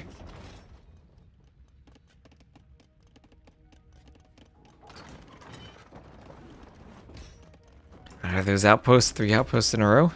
Hopefully not an outpost rush.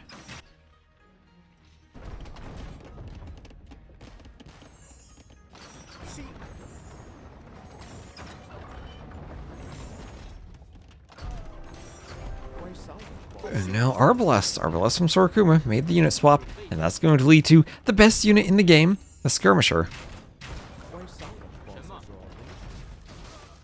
Can these things be attack grounded?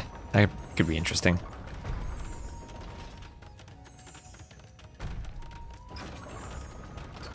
And repairs on that castle desperately as Sorokuma was pushing. Could Sorokuma do this? The scores are really close. And maybe with the cannons, it's the answer he could... I don't know if it's the answer he needs, but at least something of an answer to the traction Trebs. We all know Arb and Monk can lose to that. Trebs going for the castle. It's going down.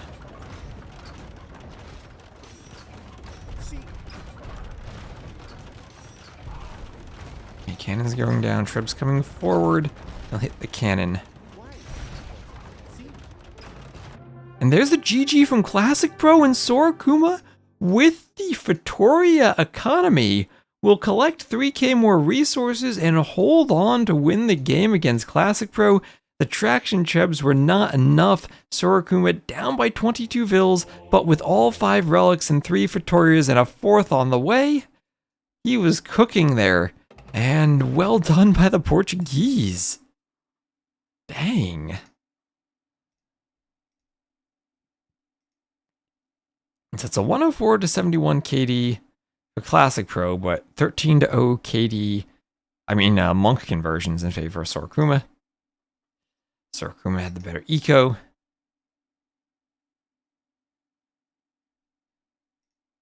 And 73 Vils with a total of 102 trained.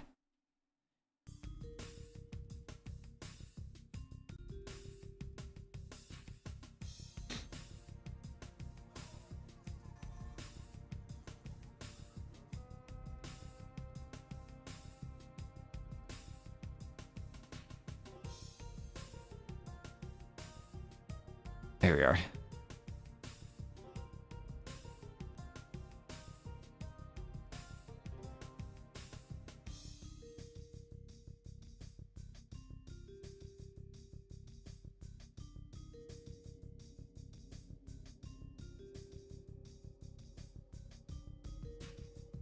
the way. There we go. Couldn't find them on the draft. How are we supposed to counter them? I don't know. That is a great question, and I don't have an answer for you. And Skakuza will be the next map. That'll be Japanese for Classic Pro and Armenians for Sorkuma. Oh, they're right into this. I don't even have my overlay set up. No, don't go that fast. Alright. All good though, all good. So, again, thank you everyone for watching. We're having great YouTube numbers for this, so thank you. That opening was almost disastrous. That opening with the ram push and petards that failed. Must have felt like Classic Pro from his side had a good lead, but I guess just having the relics and Vittoria option made up for it.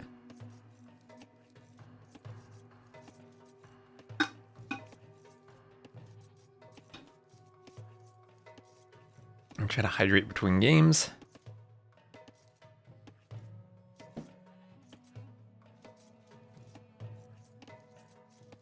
Yes, patrastem. The ostrich is pushed in. See maybe more ostriches and zebras on the way.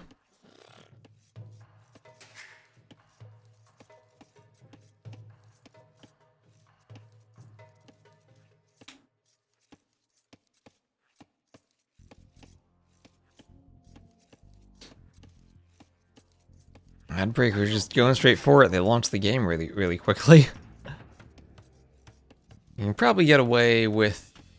Let's see, I still have a timer of 5 minutes for no pre-rolls, so we'll get most of the game without the pre-rolls. And hello, Ravi, how you doing? So forward barracks, no mill barracks for Sorkuma as the Armenians. And there'll be a house after that. Just pushing the zebras and doing the barracks. Can do some Dark Age spears if he wants to. You know, 1 or 2 spears to keep the scout away from the middle actually sounds kind of interesting. You lame the zebras, kill the scout if it comes close. At best, at worst, you're keeping the scout away, so it can't push. Interesting. Interesting. Normal-ish build here from Classic Pro, taking that Japanese lumber camp and putting it on the outside, saving 50 wood on it as the Japanese do on all their drop sites. And here is the first scouting conflict. And there is a spear on the way over, and Classic Pro needs to realize there will be a spear and run, and he does. But that does give Sorkuma a bit of HP advantage.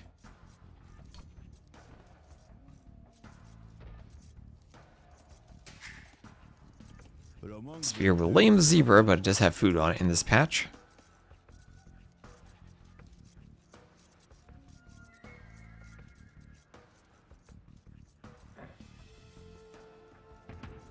And then barracks at the front for Classic Pro.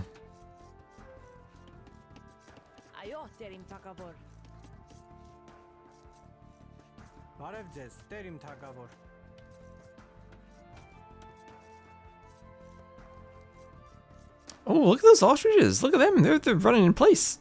Oh, he's running in place again. He's getting stuck. That was interesting. And Nilly's got some work to do. Those vills walking all the way back to the TC. No mill. They don't have the wood for a mill. No mule cart either. Okay, you do have stragglers with 200 wood each, so a bit more wood than normal. Or exactly twice as much. Is there a doubled each? There's the mule cart.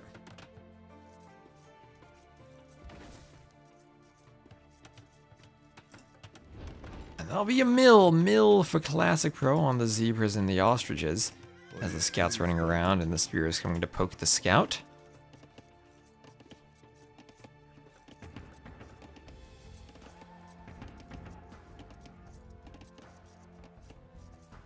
A lot of zebras, a lot of ostriches. Hello, Red Cliffy.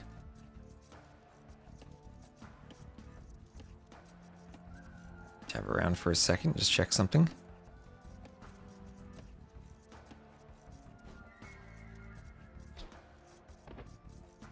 Oof. Check all my windows.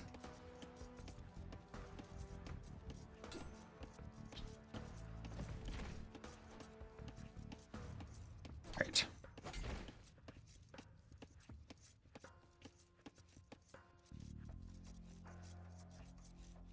So, oh, all the zebras bunching up in the middle. So, militia's coming forward.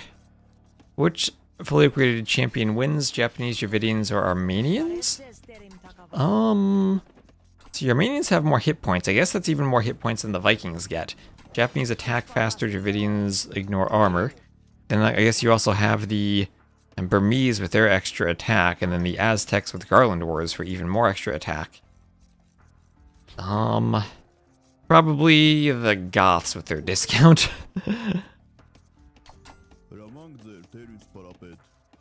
Individual unit. Probably still the Japanese, though.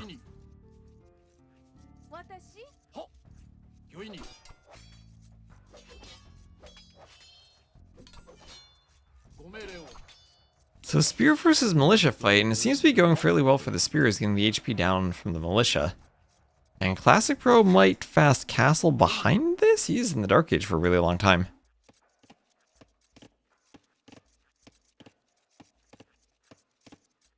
Thumb up. Ravi's shouting out the YouTube.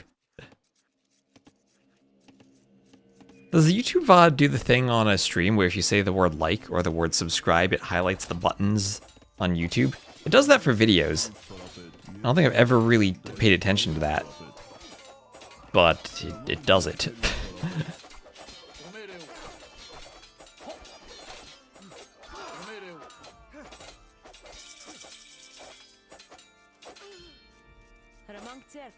So low HP militia, and all the vills coming together to fight. We might need a few more vills from Classic Pro. Sarakuma taking the vill fight with militia into men-at-arms on the way. So Classic Pro deciding to stay Dark Age and Drush. Feudal Age into men-at-arms for Sarakuma.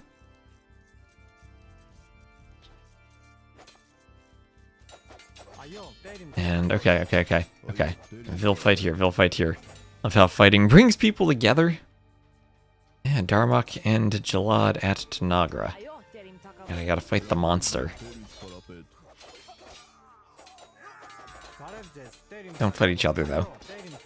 So men-at-arms kind of going down to the Vill fight a bit.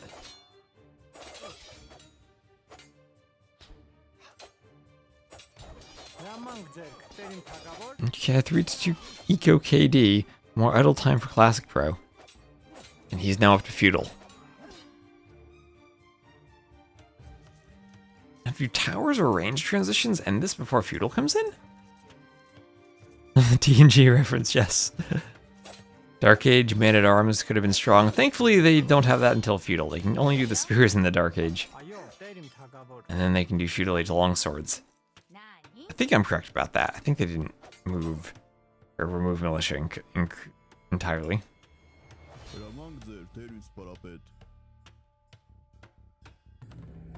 So forward archery range from Sarakuma, that's about as forward as you can get with a range. Men-at-arms keep coming forward, hoovering around, and the Vill goes for the house. Men-at-arms will turn around and try to kill that Vill.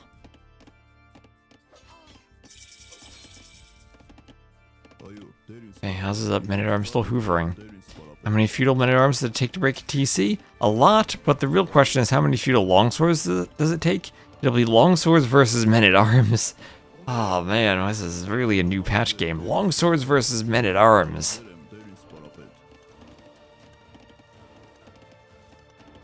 If Sarakuma engages immediately after he does men-at-arms, he will be in for a surprise. As now there are long swords on the wood line.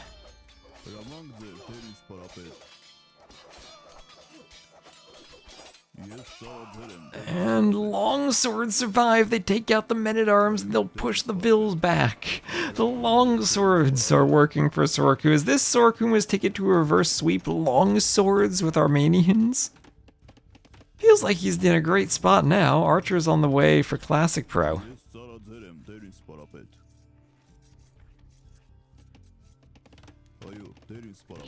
As the long swords are stumbling around in the rear. And we will have fletching on the way for Classic Pro. Okay, preparing the archers. Lots of vills in the back on berries.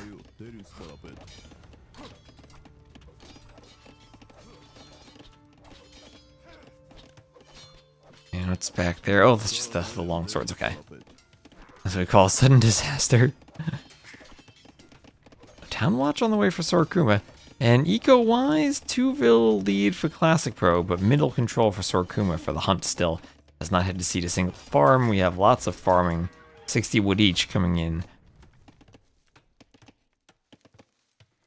Over here.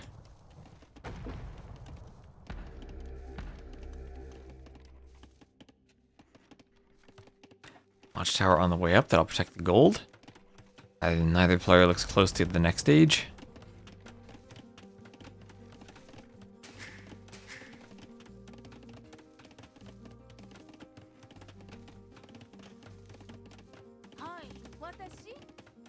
And more longswords. 8 total longswords with another one on the way. They're going to hoover on over by these berries. And there is some holes, some over foraging. And men-at-arms have found their target.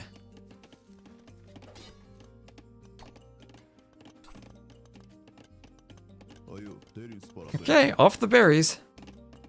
They need armor. That's true, infantry might need armor. Especially if they're going to be under towers.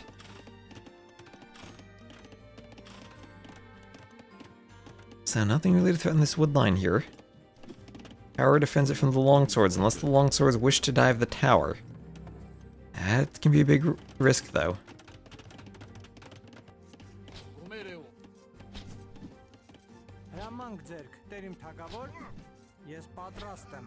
And Classic Pro gets a Vil pick. Longswords still hoover around in the hills in the back. I think we go to game 5. I'm feeling that way too, but then Classic Pro does have an eco lead. Gets a score lead again. Maybe he can stabilize this a bit, doing a range. So that'll be double range crossbows. Okay, that can work as the Japanese. Could lead into cav archers. Hello, Baron. I heard Ivy was going to be doing a stream soon. Sounds really exciting. How are you doing, Baron?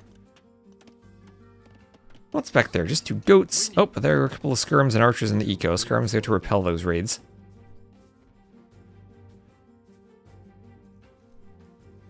Good morning. It is 2 p.m. Baron. Aren't you in the same time zone I'm in? Patrolling at longswords idly on the edge of the map. Nothing.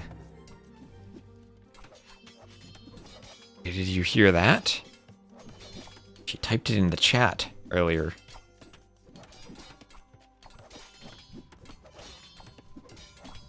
So Skirm's taking the Repairville.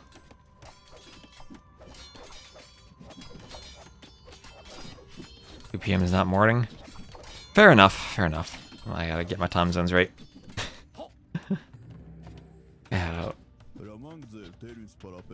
There's armor. Or no, armor cancelled. Okay, the range being repaired about halfway down.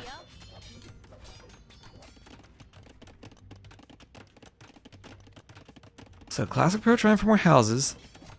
A lot of Lovato mod. Yep. Counterattack's still here. Could the skirms get a Vil? That's a weak Vil.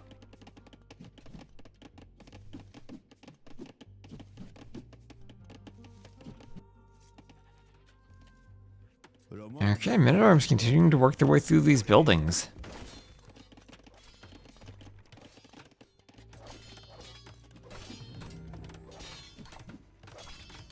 Archers and skirms coming forward. And hit the longswords, bring the longswords back.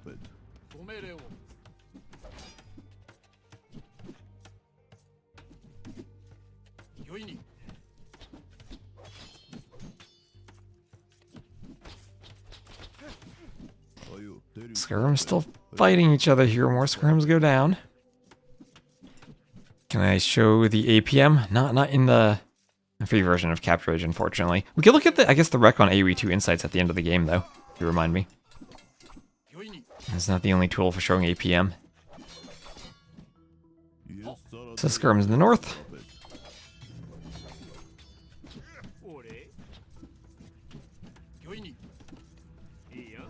Skirms will get Vils and keep pushing.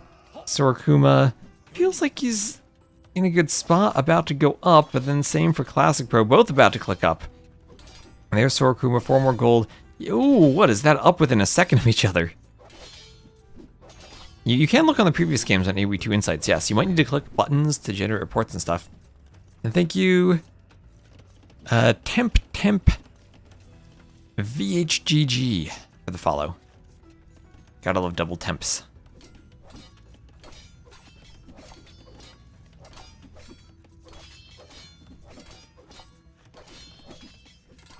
So Arson on the way. And will this be Armenian champions, or will Sorokuma swap to something less memey?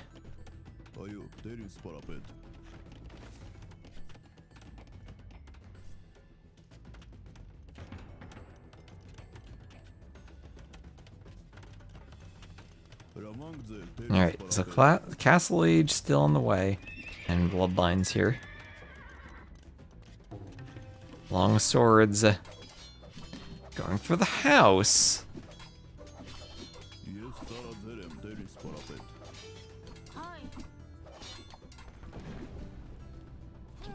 You can house him by just going for the house destroy rush.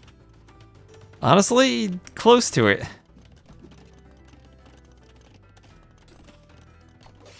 There's a second one today? Yes, there will be a second one, and 2 more tomorrow.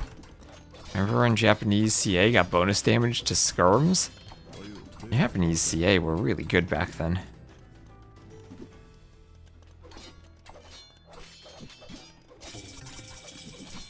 Here we are, Castle Agent from both. Longsword's going for the house. Skirms pick the Vil, they can go for the other house.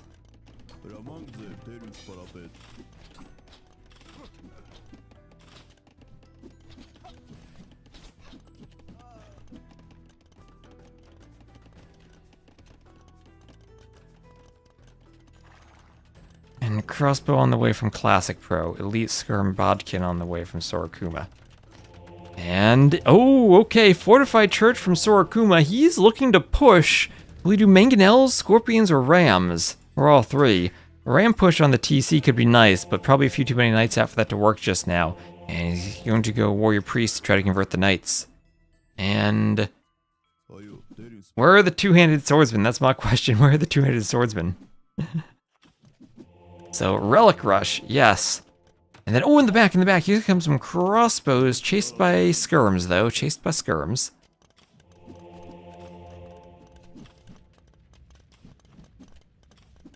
Monk on the way. Can't convert with priests. It's a monk. He's making monks. Did I say priest? I meant monk. Impressive they got just about the same uptimes. It's always crazy when that happens. And oh, there's a hole, there's always a hole. And the knights get into the wood line. A wood line that might have been safe from crossbows because of the skirms has now opened. If that gate was locked and the Vils have bumped each other, the skirms might be able to chase the crossbows away still. But there will be some Vils dying on their way to the TC. On their way pathing to the TC. It's not a pathing situation that even Nilly could understand, as a few Vils will die after they got stuck.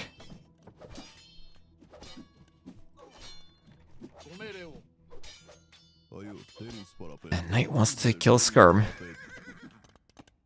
Yeah, the Armenian Watchtower, aka Fortified Church, aka Wood Only Watchtower. How many longswords do y'all reckon it takes to destroy a TC? And how many two-handed swordsmen?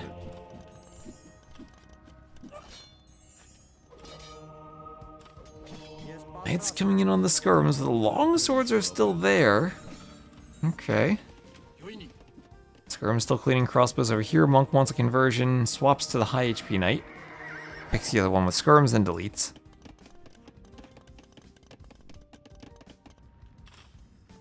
Also checks a monk with gold. And a meal cart. So there's the Mangonel. There's the Mangonel on the TC from Classic Pro. Classic Pro will go for his own Mangonel in defense. Monks here want a few more knights. Those are great for picking off the Mangonels.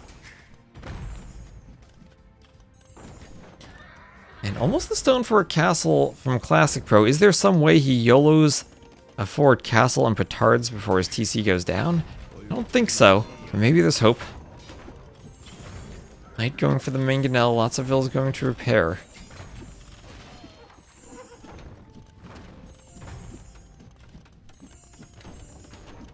And And then Redemption on the way from Sorokuma. Redemption.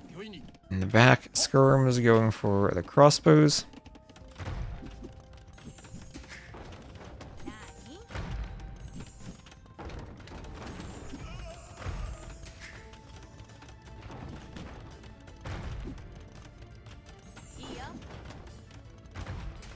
Those repairing the TC.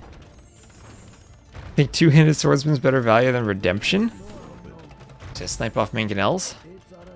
A Sanctity on the way. Monks probably want a conversion. Here comes some cav archers. Maybe that's something that would be good against two-handed swordsmen, but I still want to see the two-handed swordsman. I want to see champions destroying a TC. So where does the castle go now for Classic Pro? It goes forward 18 vils, 21 vils. And he has to be careful that Sorokuma will see this. Oh, he's got skirms that'll see it. The vision! The vision from Sorokuma. He sees everything. But even if he sees it, can he stop it? He's pushing the TC. This TC needs more repairs. TC definitely needs repairs. Knight's coming in for the mangonel. It's coming in for the mangonel. And there's nothing to stop this castle. I mean, Sorokuma could maybe grab everything and try to vil fight. A few skirms are chasing.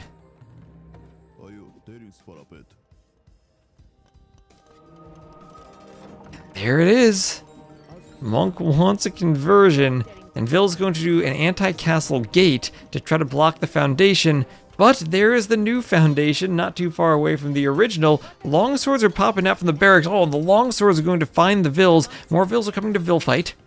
And does this castle go up? If it doesn't go up, we're going to game 5. Oh, meanwhile, this TC is being pressured. Defensive Mangonel is there for Classic Pro. He's now got a micro in 2 spots at once. This castle going up but slowly, and 21 Vils might not have been enough with all those longswords there, and in fact it wasn't. This is a doubt castle. And I think this will be GG.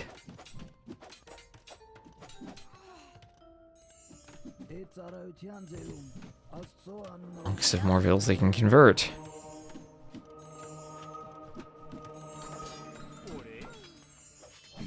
And walled in, but not enough against skirms. 62.83%. Nowhere close to being done. There's the GG. And Sorokuma ties it up 2-2, and we're going to game 5. Looking for the reverse sweep from Sorokuma. 77.51 KD. Much better eco for Classic Pro.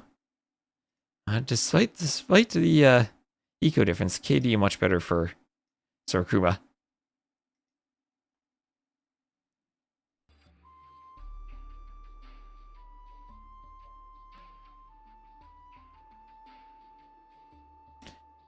And let's see. Thank you all for watching. Again, we're on both Twitch and on YouTube. You can watch on YouTube if you don't want the ads. So that's 2-2.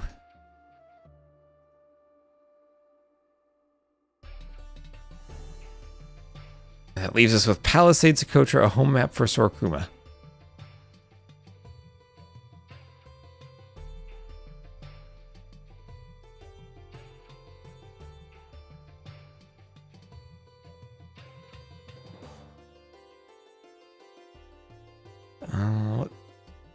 Japanese. Also losing with his #1 pick, Civ. So what do we have here? Georgians, Bohemians, maybe. Armenians won, Japanese lost. I checked off the wrong. Thank you.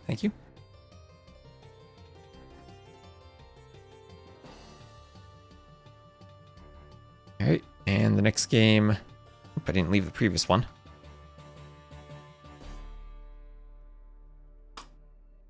Palisade Socotra with a bit of a spec delay, and then it'll be Georgians, Bohemians, indeed.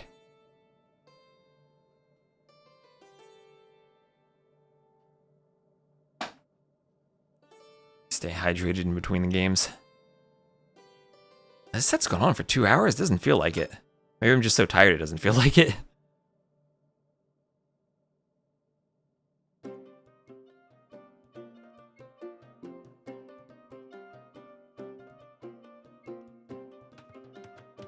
Alright, here we are.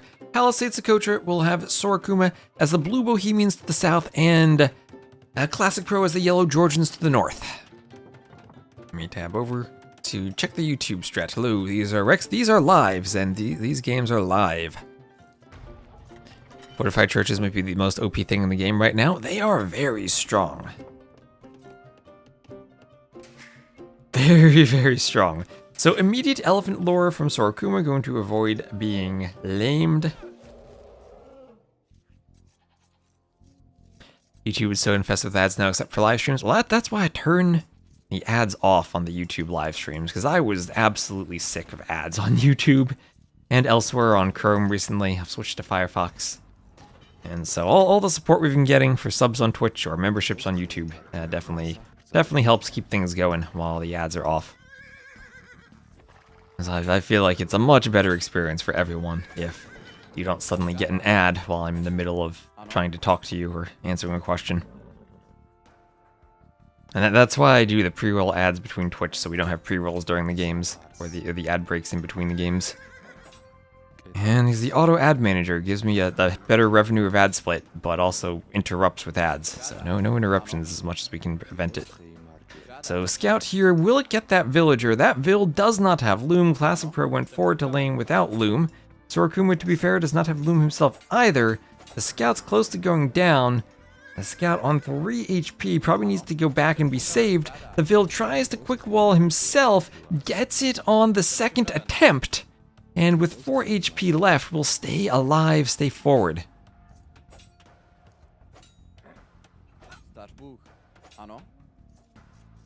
And he's gonna run through the hole, push the Zebra, and the Zebra might block him.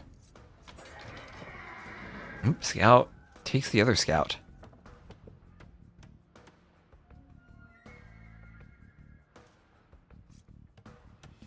Format is super interesting, really see a whole Troy. I absolutely love sudden death. This has been an amazing format.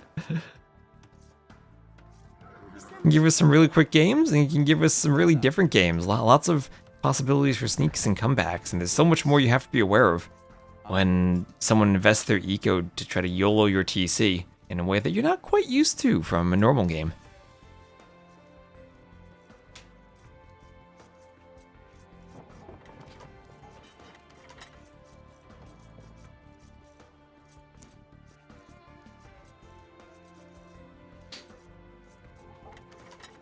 Alright, there's a Vill for Classic Pro on his way back towards the TC. You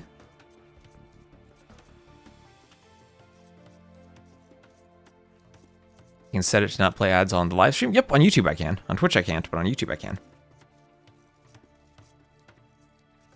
I just gotta turn off monetization.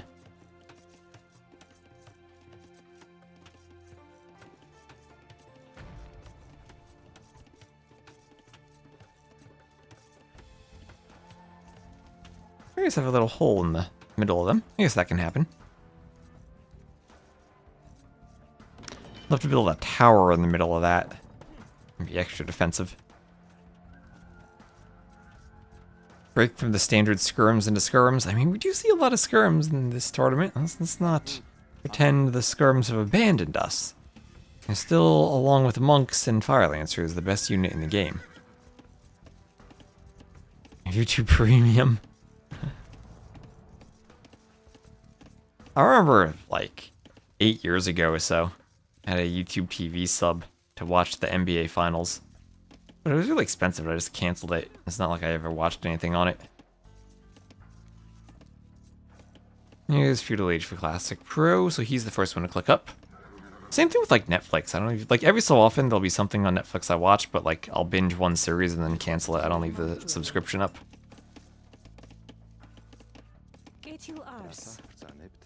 There's enough stuff to be distracting in life. I don't gotta add to it, I feel. So Zebra getting pushed by the Scout. I have that ability. What ability? I wouldn't say the ability to binge watch 8 hours in a row is an ability.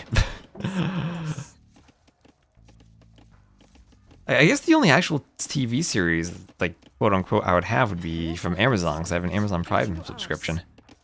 That is not for the video at all. The only thing I ever really watched there was Fallout. I guess that's supposed to have a new season coming up.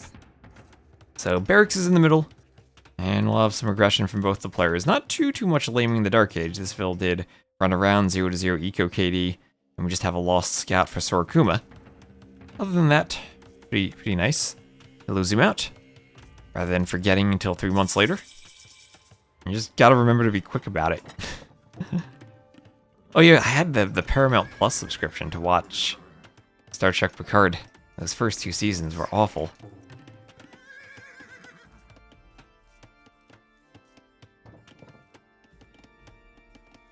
Loom for Classic Pro. I love YouTube because you can skip ads in 5 seconds. Well, we'll have to do a Fallout New Vegas stream before the Fallout series comes out. Or maybe like in parallel with it. I guess there'll probably be more people interested in it then.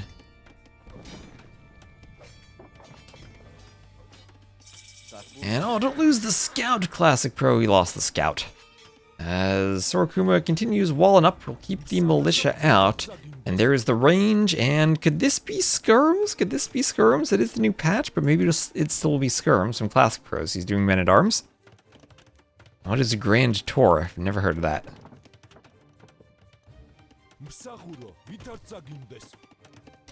Militia coming down, not going to find a spot. If they go back there, it could maybe be quick-walled. Spoke the skirms into existence. Yes, skirms from Sorokuma. Will it be skirms in return from Classic Pro? No, he's going to open with an archer. And we'll see what happens after the archer, if he goes into skirms or more archers.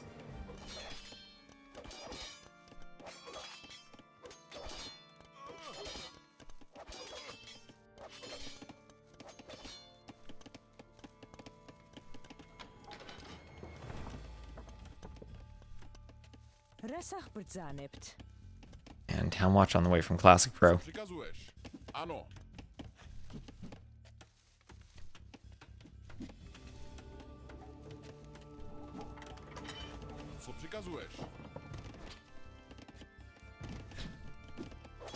And they'll start going for the gate. Alright, skirm defense.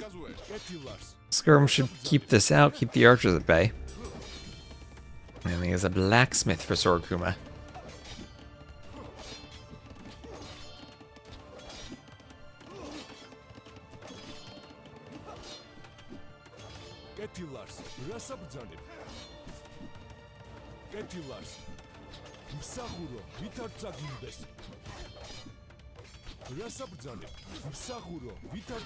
Skirms take the Man-at-Arms down. 2 vills have to repair.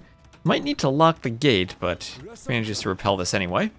Repair the gate, do fletching, and move forward a bit. Classic Pro with a nice score lead. Res collected pretty similar, but feels like he's maybe a bit more in control of the map with his building placement so far. I'm going to try to finish the house 99.58%. And not finished. And he better not be housed. Sorokuma's housed. Being housed can't be a good feeling. I know Sorokuma, I think he's played this map very heavily into scouts in the past. Maybe that's something Classic Pro could do here as the Georgians, since they do heal. In terms of stone, no one grabbing stone just yet. It's that outpost there in the middle and fletching on the way for Classic Pro. Adding in a couple skirms into the mixture, so we have spoken the skirms into existence. Definitely have the skirms. Did I watch the old Top Gear? Nope. I did not.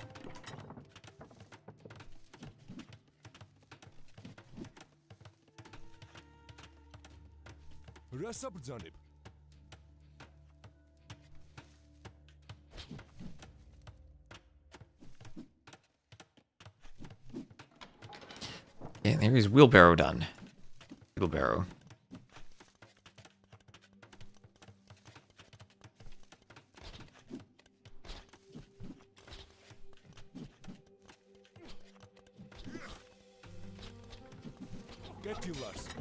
Man-at-Arms wants to hit the Vil. Looks like he'll do so.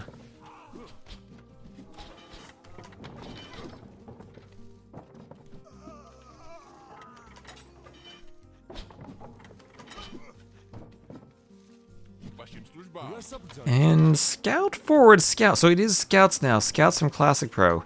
This score lead continues. Scout there for the skirms, so the skirms will run forward and try to pick the archers. Vils are going to come to fight, and that'll idle the Vils for a bit, as Classic Pro now takes a good 2+ Vil lead. And skirms there for the spear. And the archer killed the spirit can, and now these skirms are in danger because the scouts are there. What is this? Scouts counter skirms? Is the game working as intended? Scouts do it. And that's putting more and more pressure on Sorokuma. 6 military to 1 right now. Alright, skirms go for the tower.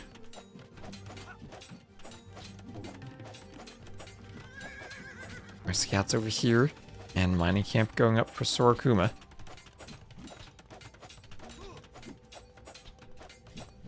Why does the food eco seem so much better for blue?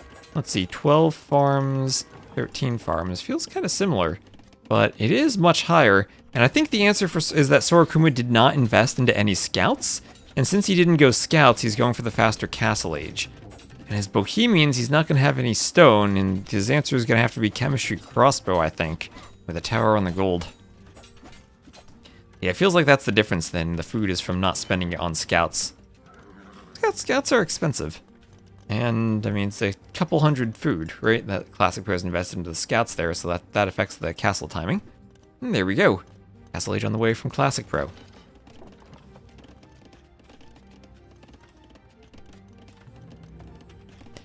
And archery range on the way from Sorokuma.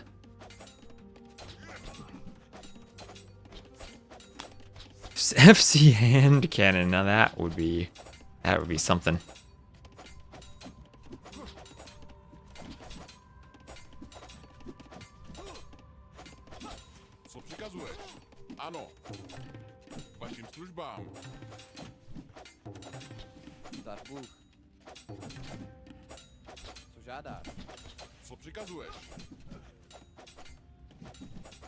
And, well, a little over 30 seconds. That 35-second difference there. Sorokuma up. And up faster.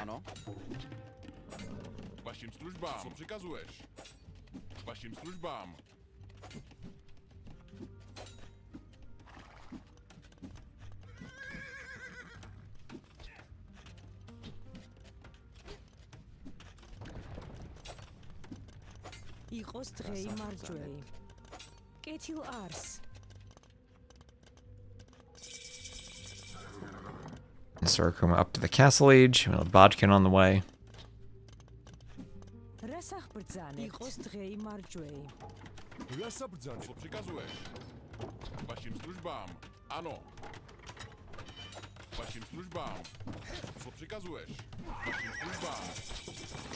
And he's up, and ooh, the scout's running into a spear. Immediate university. And is that going to be for immediate chemistry? Yes, you still need ballistics. And double fortified church. Double fortified church for the Georgians. Oh gosh, fortified churches again. Click chemistry and do hand cannons. Let's go, Sorokuma. How do hand cannons do against fortified churches? I have no idea. But why not? Why not try it? There's a workshop. You're definitely not going to do bombard cannons in a castle age. But he might just be trying to go straight to imp for bombard cannons, maybe. Okay, no, never mind. There we go. There's chemistry. You're not going to go straight to imp with chemistry. That's too expensive. Okay, for a second I was thinking fast imp bombard cannons with chemistry on the way up to imp. But you'd have to click imp first were you to do that. As the workshop would be a building, and he has the university, and you'd have the buildings. What goes on monks? I guess you'll have better monks. Remember, Georgians do not have atonement, so you can go monks effectively against them, but the presence of the monasteries in the middle will give Classic Pro the ability to collect relics, and over here...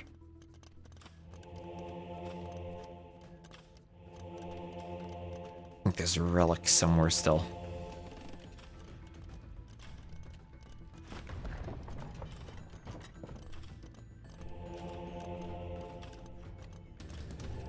So, and here's another fortified church. 3 fortified churches for Classic Pro. He's just going all fortified churches. Okay, just all fortified churches. And another mule cart on the way here for Classic Pro. As more villas go over to the stone. And then it'll be Bowsaw and Fervor on the way for Sorokuma. And maybe a bit worried that Classic Pro isn't walled here. He could wall that and at least have the relic safe. Or just go grab the relic. Siege tower? Oh my gosh, siege tower versus monks. Hand cannoneers in a siege tower versus monks. I don't think you need the siege tower. I think hand cannoneers themselves are good. Deletes the gate for pathing purposes. This could be glorious. Yeah, we are truly cooking. Oh gosh, siege tower, just you go past the fortified churches, you get into the eco. I mean, it's not walled, but like, boom, hand cannons in the back. That could be nasty. I wonder where he drops it. Ram push also. Oh gosh, siege towers plus rams. If it's converted, they eject. Yes, but remember, you have to be adjacent to convert it now. And there's a ram for them to hide in.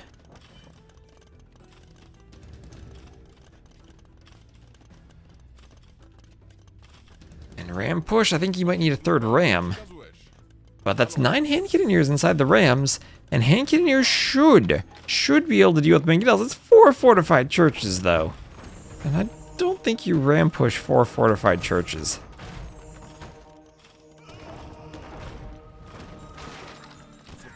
Okay, yeah, the rams go down. Not with 2 rams. He was thinking to get the Vill's garrison, too, for arrow fire. He's thinking to destroy the Bengalis with hand cannoneers. That's not going to work. Devotion on the way. The siege tower is still there. What's he going to do with the siege tower? Yeah, first attempt failed. Well, we have seen failed ram pushes before, and that did stop Sorkuma in game 3. If at first your ram push fails, try again. The big problem with the Georgians is not only are fortified churches like 1/5 the cost of a TC to repair in terms of wood, then there's an additional minus 25% from the Georgians bonus. And cannoneers tank some shots, pick a mangonel, but I don't know if it was worth it to lose that many hand cannoneers. Oh, and he's dead, and there is a castle. Oh, the mangonel there, you could have one-shot the castle. Oof, that was an insta-castle that could have been denied. No stone for a castle here for the Bohemians. It'll be Monaspas.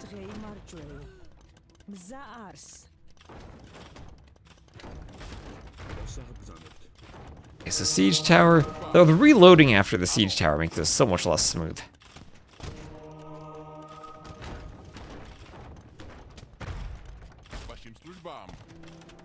Ten hand cannoneers in there. Okay, mangonel clears another mangonel. This castle is denied for now. Okay. Being rammed. Ville's still trying to rush it up. Here are the hand cannoneers. Mangonel's getting some shots in. Hand cannoneers pop out, shoot Ville's, and pop back in.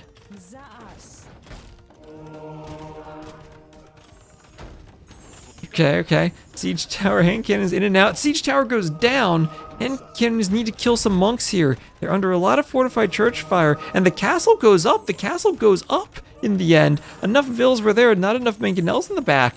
And now a trail of dead hand cannoneers dots the map at the feet of this traitor as they lead into Sorkuma's base. And he has to pull his rams back as the Georgian player will add Monaspas. Score is still incredibly close. Sorkuma up in Villes. Yeah, the delay is insane now in and out of the siege tower.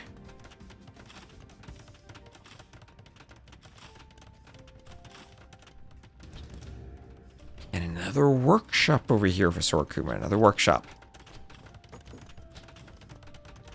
Here's the mining camp, and here's the outpost.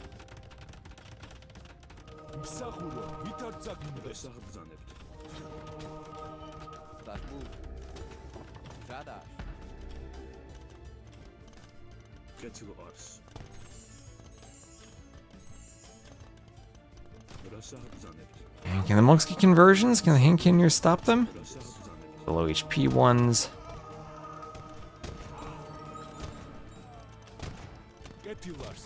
And cannoneers trying to keep the other hand cannoneer away.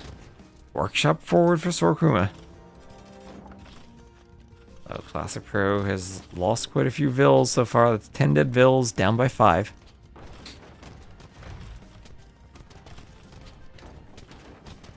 And it is a ram and hand cannoneer push. Are there enough Monaspas to engage this? Probably not against 14 hand cannoneers in the castle age. Could he go straight for the TC? I think he needs more rams. But if he gets 5 or 6 rams, then maybe. Maybe. Okay, you can go for the buildings. I don't think you can really go for the churches.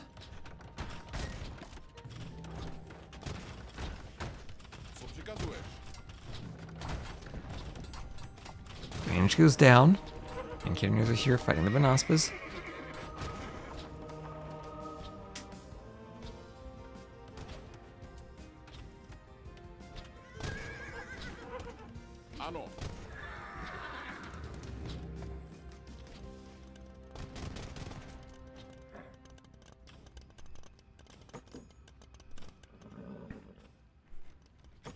Does want to build a mining camp on the gold.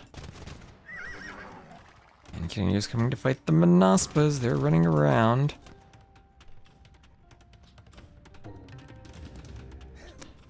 Workshop for Sorokuma. And castle, forward castle. How many vills is that? That's 21 vills. Can this church be garrisoned and deny it? That is the first thing. No, it can't. Too many vills too far away from it.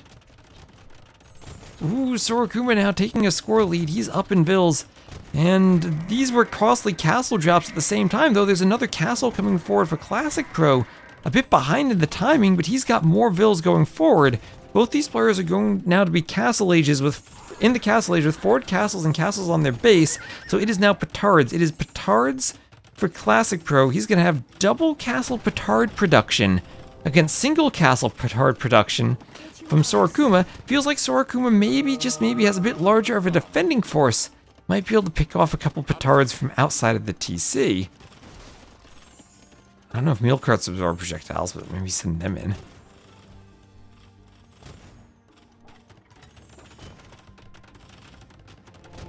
And yeah, the TC. Oh, Classic Pro, you gotta put the mule cart in the TC to absorb the castle fire. Oh, Classic Pro, just put the mule cart right there and you're okay.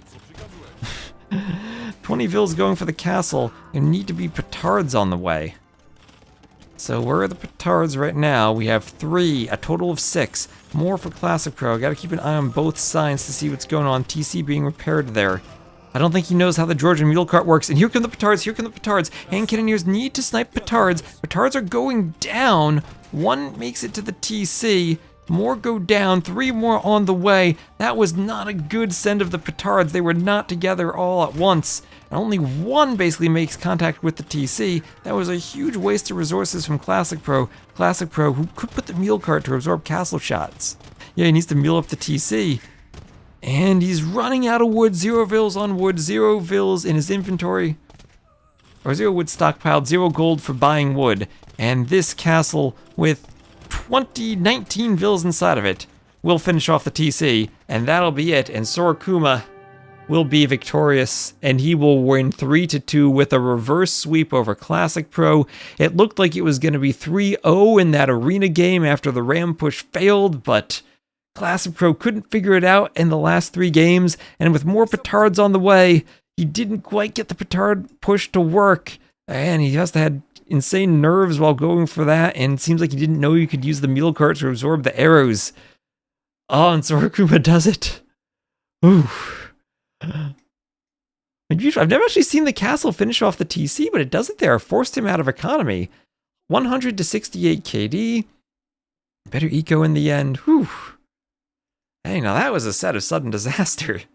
That Acaray game from Classic Pro was, I think, probably the best played game we've seen in the tournament so far, but he can't quite finish it off. Ooh. So next we're going to have Andy versus Deduzu. Let me just update the scoreboard real quick.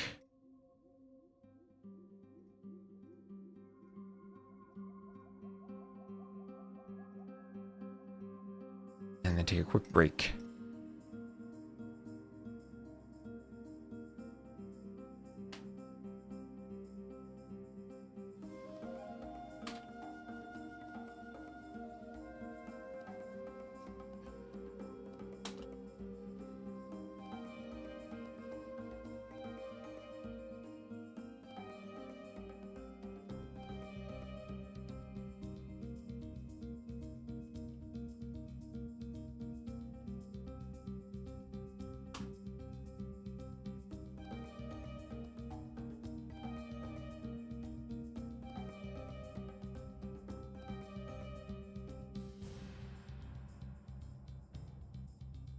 Alright.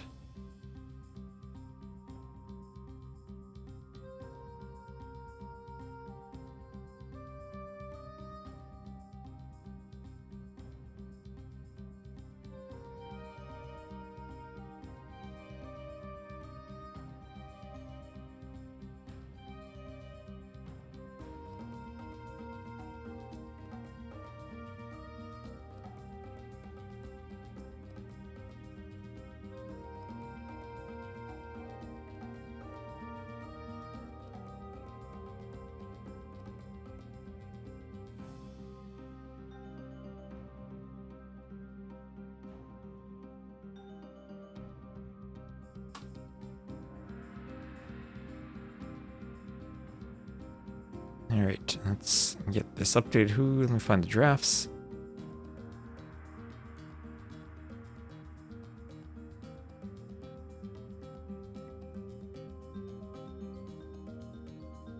Alright, let me grab the drafts for this set.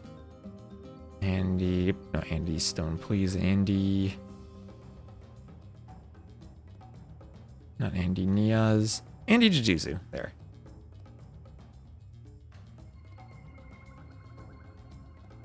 I don't know which players, which admins will have to share. Alright, anyway, I'll be back in a minute then. I'll take a quick break. And we'll get into the next set. This will be Weekend Andy versus Jujuzu.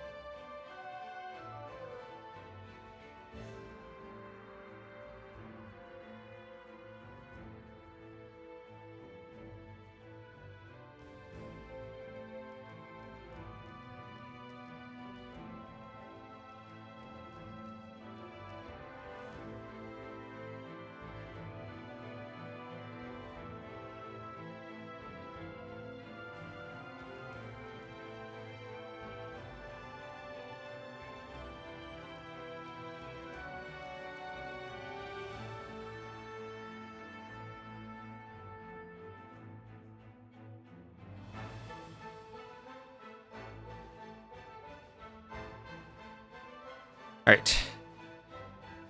Do I mean chicken cosplay? I mean chicken costume. Cast the finals with a webcam, and we'll have a chicken costume. Alright, have they posted the drafts? They have... Oh, they posted the drafts. They didn't even... Who is who in the draft? Oh well. They didn't tell me which player is which in the drafts, but they posted the recs. So let me just open these and I'll put them in my save game folder. And then we'll go. Just ran outside and grabbed my mail. So hopefully we are all good.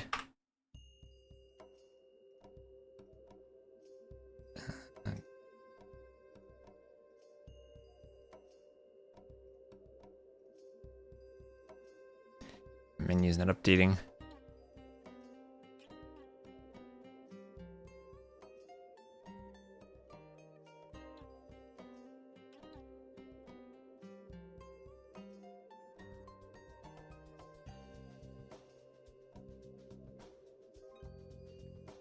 Okay, left is Duduzu.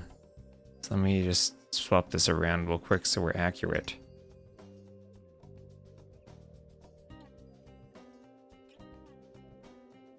The drafts, and I have the drafts. Okay, and there we go.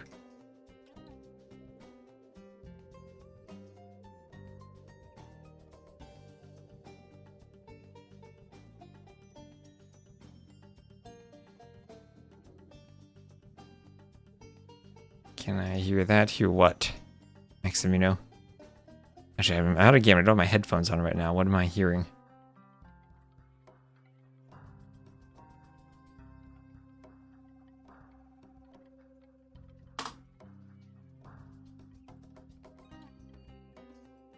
All hail the Sky Bear. Know how to come back? Yes. Alright, game 1 looks like it'll be on Koala. So let's go.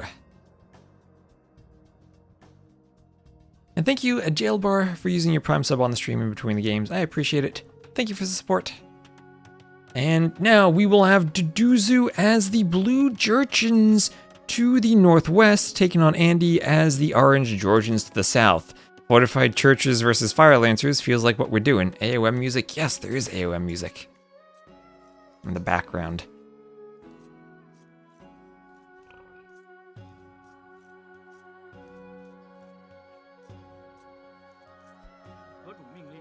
We'll be luring in a boar. Easy will be shooting it once, twice, thrice, 4 times, and there we are. Also, I gotta appreciate how the map has a little vases in the middle. How do I say that? Vases? Vases? I feel like vases is like a fancy way of saying it. But vases also sounds kind of like a weird way of saying it. Anyway. Anyway. So Duduzu has had some crazy games in this tournament so far. He has won a game with 0 villagers left. And he's facing off against Freakin' Andy. And Freakin' Andy is a player who does very well in the crazy settings tournaments. He's sending a Vil forward to lane right now. Loom for Duduzu. Remember, the Georgians, if they kill something, then the food does not decay. So in some sense, the worst laming sieve there is. And if the mule cart's here for Andy, then he can, whenever it decays, or whatever he wants to, he can just start taking it and love the mule cart. But, there is no loom for Andy. He is forward with the mule cart and without loom. He's trying to wall his Vil, but does not get it. 2 more Vils out and about, and they could be vulnerable. No, they're not, though. Alright, so this is all just about the positioning of the hunt. It's not going to decay, so we can try to take it. Let's see, Duduzu does see the boar. He's going to try to grab the laming Vil from behind. Loom now is in for Andy. But so far, this has been a good Dark Age for Duduzu. Might need to worry more about the scout than the Vil, though. He's going to have a 3rd Vil coming over to join the fight. And can he get it? Scout HP is so important for blocking, but he loses the scout. So he trades the scout for 2 villagers. And that's probably worth it. He's not going to grab that boar, though. His deer were lamed. Well, what he needed to do was on his way forward, send 1 Vil to each of these just to tap them, and then they'd stop decaying. As the Georgians, you shouldn't be letting them decay. Anyway, he will go maybe for a lumber camp in the rear. Let's see if we can get it up on the wood line. There he goes.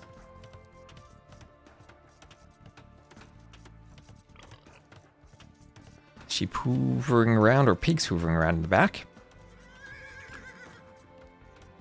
A scout from freaking Andy will be running about.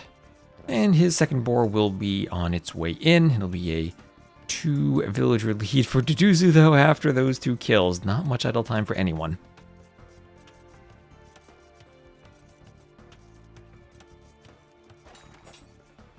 Bill will be fighting the scout.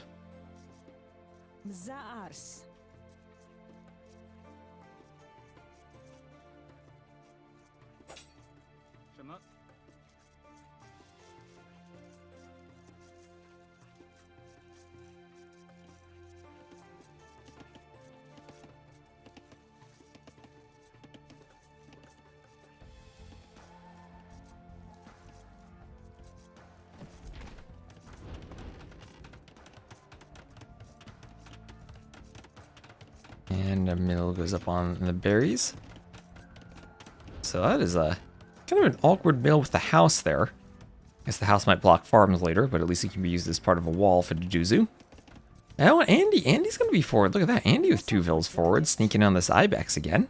Okay, Andy coming forward. House up for Deduzu.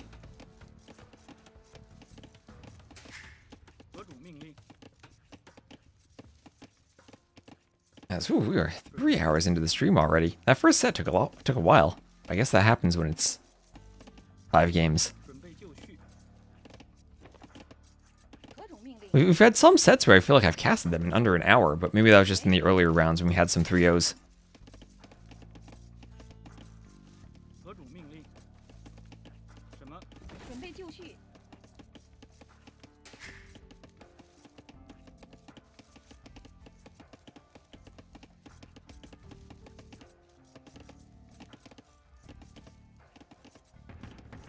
And I'll have a barracks going up for Deduzu. And then feudal age on the way for Andy.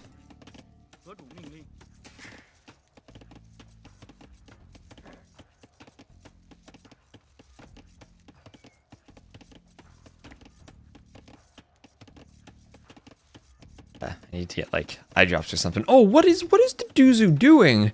Deduzu is getting prepared for the scout to run between the house and the lumber camp. He's gonna be like, bam, bam, quick wall, trap the scout with gates. That's a lot of wood he's invested into the gates. Hopefully he remembers to delete them in time when he goes feudal to make a stable. I guess the TC does run its range area all the way back to the house, so that's where Andy would probably go to avoid the TC. But if he's worried about the trap, he could also just run that way. So, very compact wall from Deduzu. Andy, meanwhile, as the Georgians, 20 pop up versus 23 pop up. I mean, 20 vil up versus 23 vil up. Along with Andy's having lost a couple of vils, though, it won't be too different of an up timing. I wonder if Andy might still try to fast castle off of this. I have seen lots of fast castles on this map. Andy also taking the forward gold, just because he was out there. He used the vils on the gold. And will this be an FC? The FC looking-ish resources from both players. Andy, if he sells the stone, could buy the food and go up. He'll have to use the market at this point, I think. Deduzu will have to sell some wood. And yeah, there's the market. He'll be walled up. And blacksmith in the rear, so he's going to do a very compact wall around the gold mine. Hasn't mined any gold, but he could sell the stone too. We might just have both players selling stone to YOLO their way up. This is looking like Acaray in terms of FCing into something. Yeah, market blacksmith for Andy. He sold the stone, bought food, and he's just about up, but does not have the gold, might have to sell wood. Might just have to sell wood, or mine gold for an extra round, whichever he prefers. Are we going to sell the wood? And there he goes, he is up and he actually clicks first. Deduzu, not that far behind, only 5 seconds off. Okay, we got something cooking here. Both players up.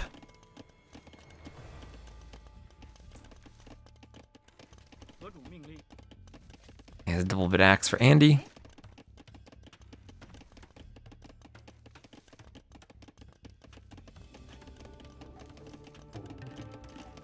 have more houses going up along here.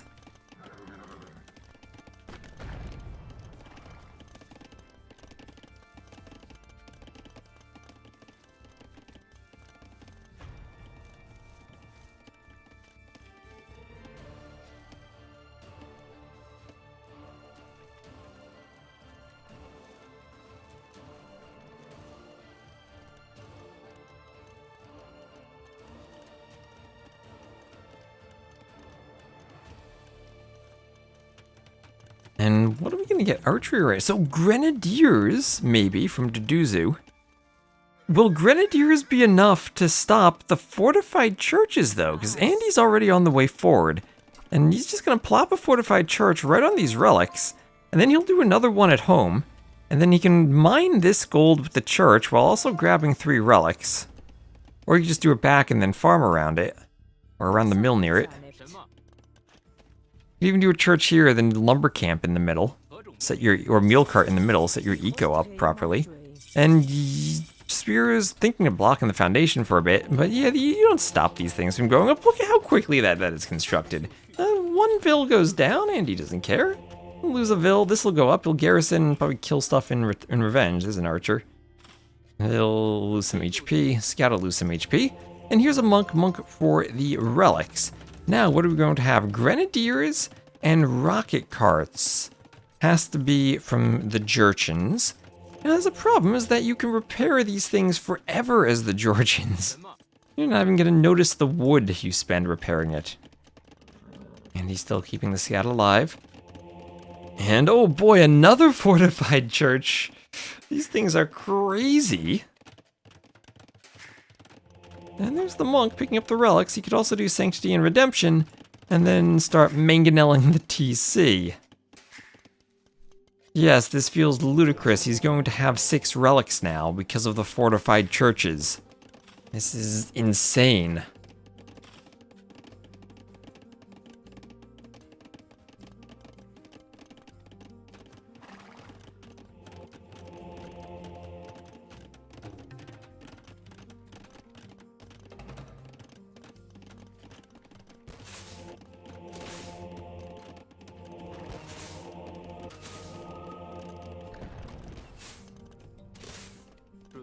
And here come the Grenadiers. Grenadiers looking for the vills and the gold, but Andy gonna say, no, no, no. I'm gonna garrison, you're not getting my vills. I'll idle them rather than lose them. Viper did a fortified church push a few weeks ago, and it was strong. This is insane. Mangonel, look at how little damage the Mangonel does, and look at how little wood is spent repairing it. Look how slowly that 1 digit is trickling down. If this were a TC, the Vill would be spending insane amounts of wood. Okay, the Grenadiers pop out of the siege tower. They want to hit the repair Vills. And they'll stand in mid... Ooh, okay. So siege tower to put Grenadiers in minimum range of the fortified church. And they will stand there, have a place to garrison in case monks want to convert them. And then they'll be able to snipe off any repair Vills or any monks. Okay, Duduzu is cooking here with this. This is crazy, and it's working. Looks like a mangonel did get, or a rocket cart did get converted, but immediately there's a ram there to respond to it. Grenadiers here to take out Andy's attempt to attack the ram.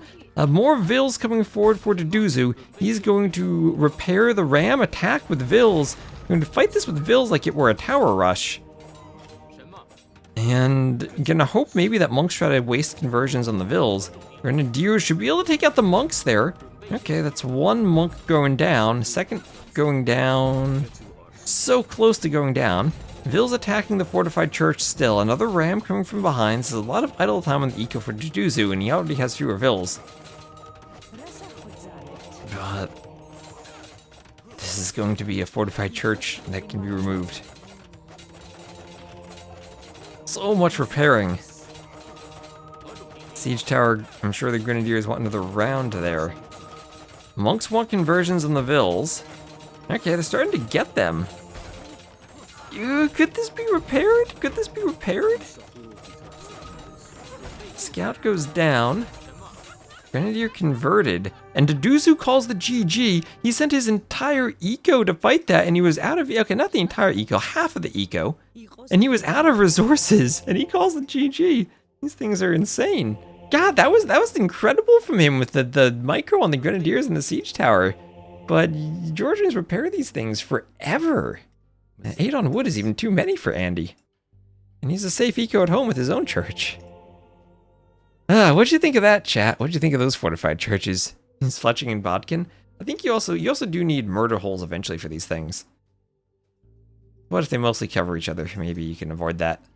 I guess the one thing is they are so much thicker. They're 3x3, larger than towers.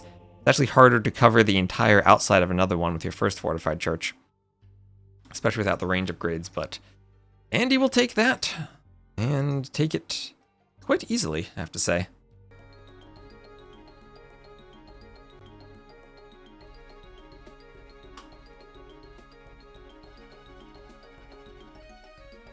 Alright, let's get the scoreboard updated. That is a win for Andy. A win on the beautiful map of Koala. Once again, shout out to Hank for being the original author of that. That was Georgians over Georgians. Very last pick Georgians, just trying something out on the map. Seem. And looks like the next map will be Acaray, the lovely Acaray.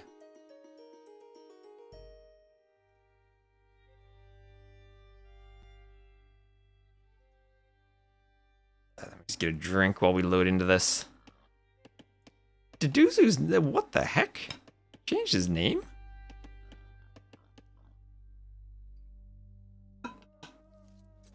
Now let me go into Capture Age and change that.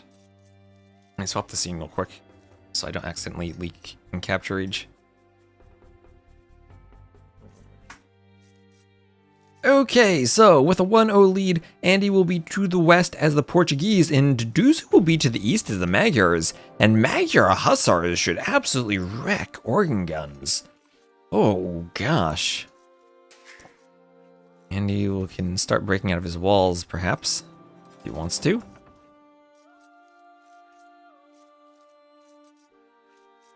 He'll send Vils over to wood. I think Deduzu should have this matchup and have it easily. I don't know what Andy can do against Magyar Hussars. Oh god, this is like a perfect civ matchup for Deduzu. His unique unit has an attack bonus against siege. Organ guns are kind of slow, but especially compared to Magyar Hussars, they're slow. So he just goes Magyar Hussars on the organs. Maybe Andy tries to go forward for a yellow castle chop and the Hussars come out. So I think this is now, what does Andy do against Magyar Hussars? Okay. So an interesting civ if then Andy can pull it off. Otherwise, probably just a Magyar Hussar win. And probably an early resign, but Fortified Church Rush is actually really strong, and it probably will get quite popular. And it'll probably get more popular as more people realize just how great it is. Victorias versus Hussars. Could Andy just simply fast imp, put all the organ guns in one mass under his TC to protect it, and then do Victorias? Well, probably not, because they have to travel to the TC. That's some travel time. Don't think that would work. Andy, however, is going for a dock. Maybe there's a world where he does yet all 5 of these relics. Does some defenses at home and holds against the early Magyar Hussars? Not sure about that.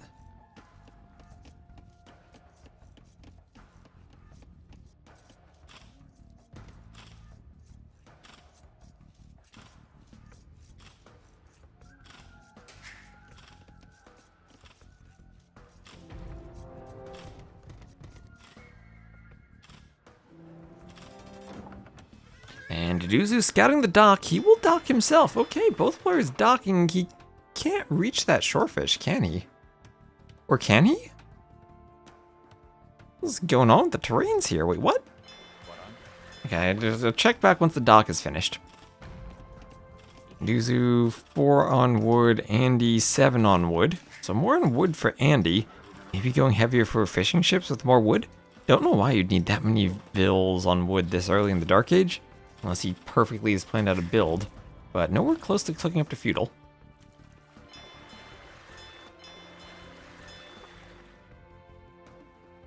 And okay, the Vil can reach it. Okay, so somehow the Ville is standing on water? How is this? Wait, what? It looks like the beach terrain is back here. Is the hill doing something weird? That's clearly one tile of dock on the beach, one tile on the water. Are there shallows out here that you can stand on or walk across? And this terrain looks a bit different. Maybe there are. And 2 castles east, 2 castles each. And I have no idea what Andy does against Magyar Hussars. Absolutely no idea. So more fishing ships for Duduzu. Taking the fish, Andy, you're already with 3 fishing ships. I wonder if anyone ever docks in the south.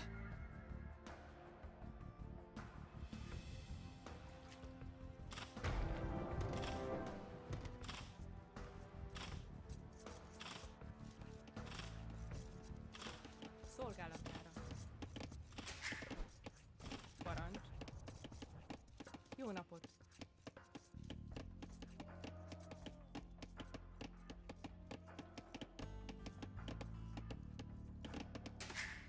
Okay, feudal age on the way here for Andy.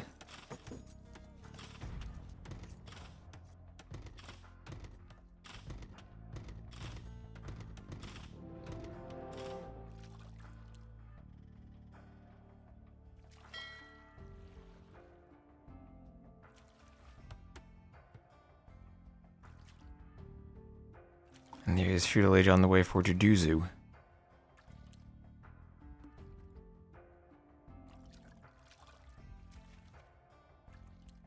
So Andy up first, and by a good chunk of time. Tiny bit of idle time for him, though, so around 40 seconds. What could have been 50 or 2 vills with no idle time. Yeah, 21 to 23 villagers. Okay. Yeah, still taking out some of the stone walls.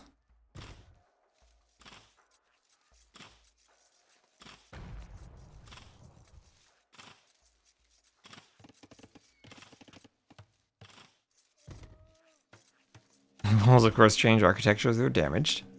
How'd that castle stop shooting?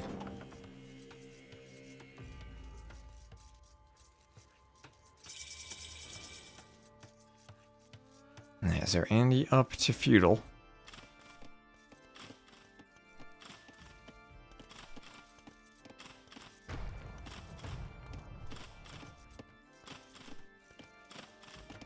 And market a blacksmith in the back for Andy.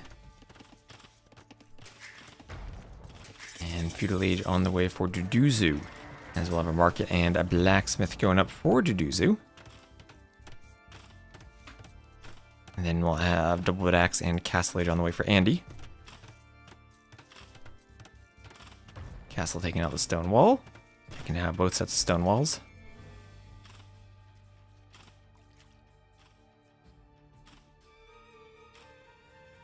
You know, I never even noticed about the map. There's a lot of stone up and down the middle.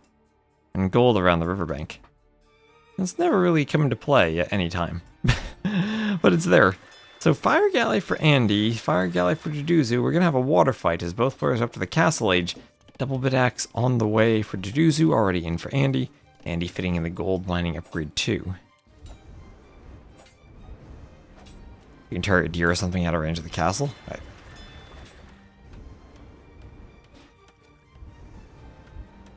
Okay, so even if it's out of range, it works. So Ville tries to repair, there he goes. Some nice repairs. Both players with 1 repair Ville, so with 1 fire, you're probably not going to win the fight. Hola. And Ville does need to repair. So more fire galleys for both players, though. Andy will be up first. I wonder if there's ever a world where he does war galley. I think that much investment into the water just kills him. And I still have no idea what he's going to do against Magyar Hussars. Could maybe go monks, like throw up double monastery monks while trying to pump organ guns? Remember, Magyar Hussars do not get the conversion resistance that the scout line does. So they are vulnerable to monks, and quite so.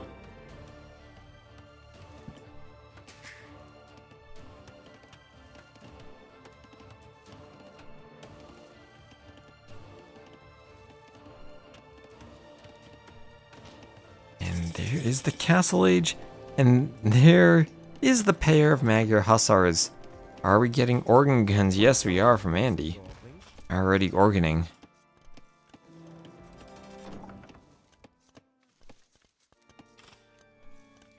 Okay, these walls just about cleared, as Andy is indeed going organ guns. Now, Magyar Hussars, +5 against siege. Organ guns, what are they? Siege, 0. That's an extra 5 damage they have against organ guns, and also a good amount of HP that they have.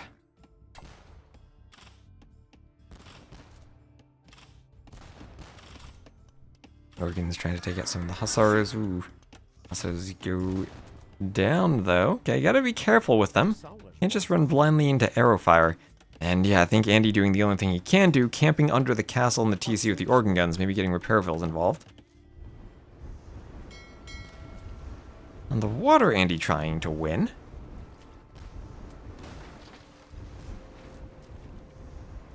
Did get the Vill, he sent an organ gun up to the north, and that actually will clear everything on the water. One demo could go for the fish. It's one. And maybe now Andy's the one who transports to the middle. But oh, wait, while that was happening, here come the Magyar Hussars I was talking about. They are slaughtering the organ guns. The TC is not protection against Magyar Hussars. Organ guns cannot re-garrison in the castle.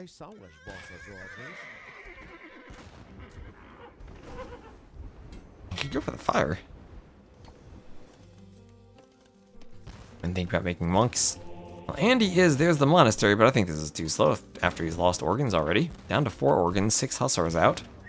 I guess Hussars are more expensive on food, and food can be the more limited resource on this map. But we have a good farming economy already, replete with a T90 farm for Jiu-Jitsu.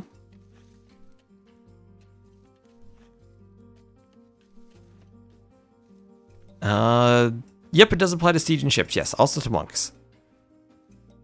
At what point do you get Convenient Army? I don't think you do. I don't think you do. I think you just make Magyar Hussars.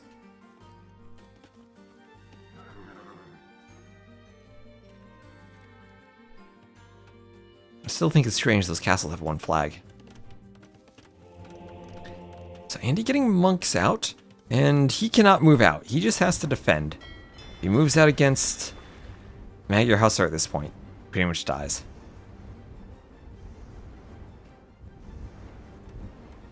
And let's see. Hussars, it's a lot of organs now.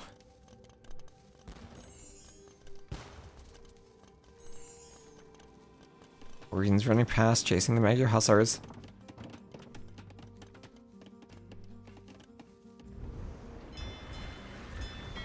I was going for the dock as another fire comes forward, but low HP, and Jiu-Jitsu will lose that. And Andy is on the middle island, but so is the... Wait, no, there's a Magyar Hussar on the middle island. Why is it killing the deer? I mean, why not? So transport ship from Andy, but he will be...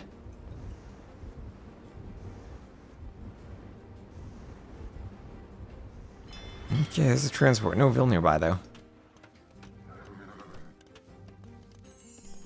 You assume that. Ooh. I mean, last game we had lasted almost an hour. Conks versus Rathas. Yeah, monks really want conversions. Conversions are huge, because then you get a scouting unit.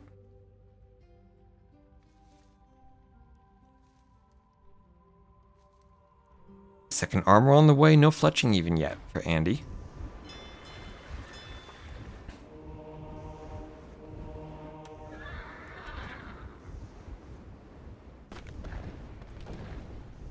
And there's the armor.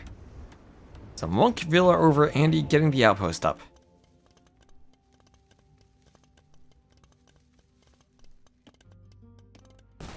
And here come the Magyar Hussars again.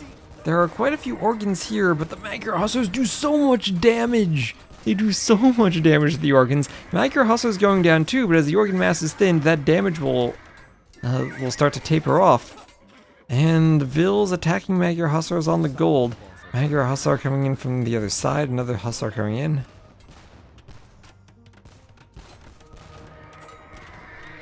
And, well, some organ guns still there under repair.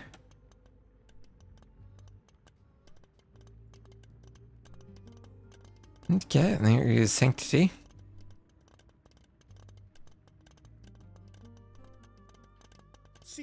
And organ guns still, Andy has a good number of them.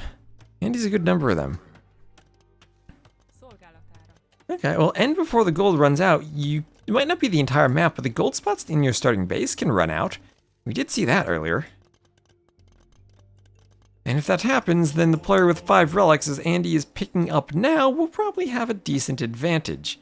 Or even without that, having 5 relics is another 6 or so vills on gold. That feels pretty darn strong.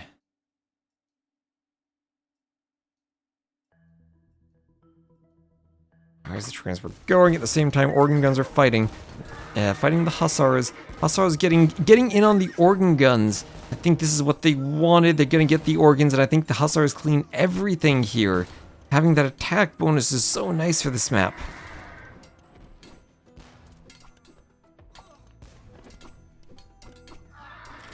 Yeah, they keep going for more organs, trying to hit them as they spawn. Monk there gets a conversion, but everything off of the stone. Scores flipping back and forth. I get the feeling that the eco kills are not worth as much as the other units. They're just villagers. And my gut assumption of the prices, or gut interpretation of the prices.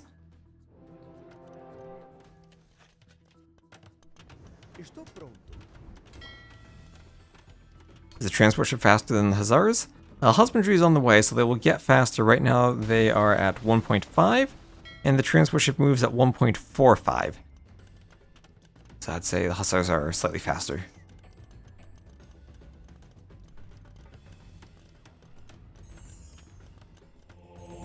The monastery forward for Andy.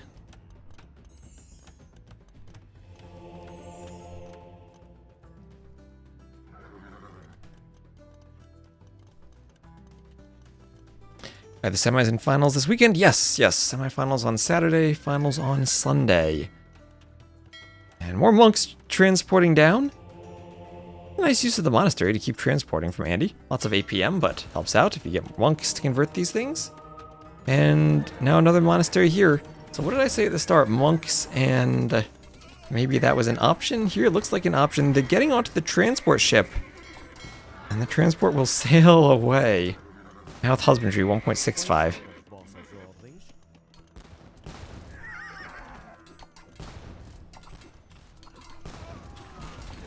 Organ's taking out the hussars, and Andy's done a good job of keeping them on the hill. Although that will expose some vills. Any lucky Deduzu didn't grab for that vill.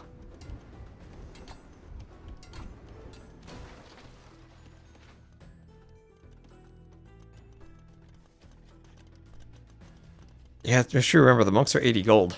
So it probably is worth it to lose one for a hussar at this point. And that is a defensive castle from Andy. Could Andy do this? Could he hold against the hussars? Yeah, no bloodlines. Bloodlines needs to come in for Deduzu, but that's still expensive because you need the barracks and the stable. He has the stable now. And then you need to do it. Where are those vills going? They're going for... Oh, that is the castle Deduzu wants. The hussars will kill first the monks. He deletes the castle foundation. More hussars on the way. And where is he going to place his castle? Where is he going to place his castle? Oh, he's going even more forward. Let's go. Are the hussars cleaning the organs, or will the organs live? They do so much damage, but the organs do so much damage themselves too. Now this is a YOLO forward castle, 26 villagers, some covered by the other castle, others hit by the organs, others hit by converted Magyar hussars, and there's a monk too. Goodbye eco for Deduzu, and this is an absolute massacre of a doubt castle, and there is the GG. He thought he had the Magyar hussars to kill the organs, but he didn't, and that is a... It's a horrible doubt castle. Okay, so maybe Magyar hussars don't counter organs as well as I thought they did. Oh, oh, that is a doubt castle and a half almost. 89 to 64 KD for Andy, a lot of which were those final vills. Was pulling ahead in eco for the most part, I think, from winning the water and getting the relics. So what did he have by the end? 1,013 relic gold. Oh, gold gain spent. Different stats, okay. For a second I thought that was sent in tribute and received in tribute, or like traded at the market. But now my brain works now. It opened the path of the reverse sweep, yes.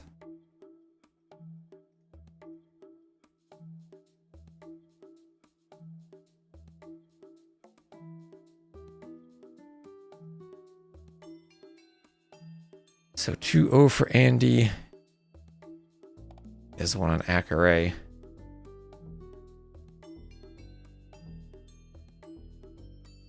It's Portuguese against Magyars. The two bottom civs for Jujuzu so far.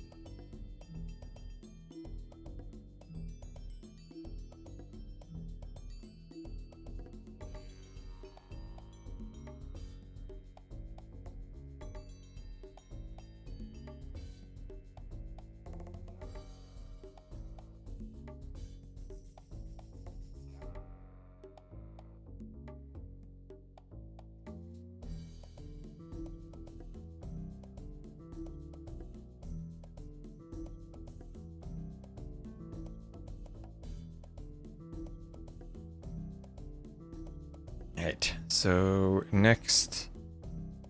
our next game, this capture age, will be Triple Tunnel. Alright, Triple Tunnel next. Triple Tunnel, you want to see it with the Japanese? Well, Duduzu will answer your wish. Should have Mangonels for a surprise. You know, that'd be interesting. Mangonels added with the Magyar Hussars. That'd probably help the push. So Freaking Andy will be the orange Persians to the west, and Duduzu will be the blue Japanese to the east.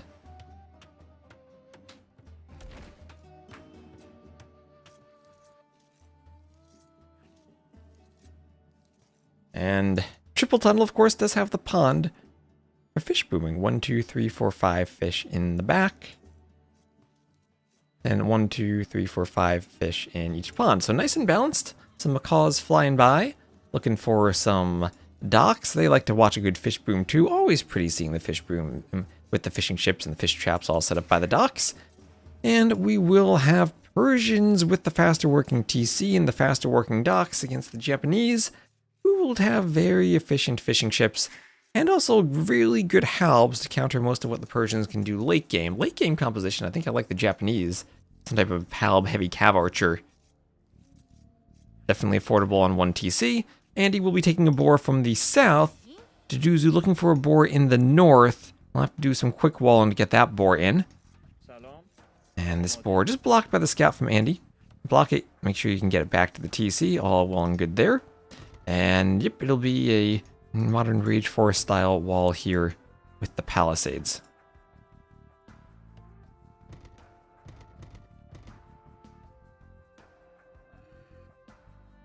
What is that shrubbery on the southern shore? Those are reeds. They have 50 wood. They can be palisaded, so you can chop them and then build a palisade or a dock over them to remove them. And they are incredibly annoying. I absolutely hate them. I hate them, but they're on beach terrains. In my maps, I never use them. I'm just so... I don't like them. But yeah, they're there. They're scenery. They're a DE thing. That's also how we got Ring of Reeds as a map, because of the reeds. And boar lured in, so successfully taking the far boars for both players. Andy will be docking his pond. Can fit a good number of docks around the pond, and since it is sudden death, of course, having more docks means more fishing ships, which does let you extend the eco in a way the TC doesn't by itself allow. Boar lure on the way in here for Andy. They seem like they prevent a dock. If you don't chop them, then yes. Score. Oh, thank you for the score. Reminder. Here we are.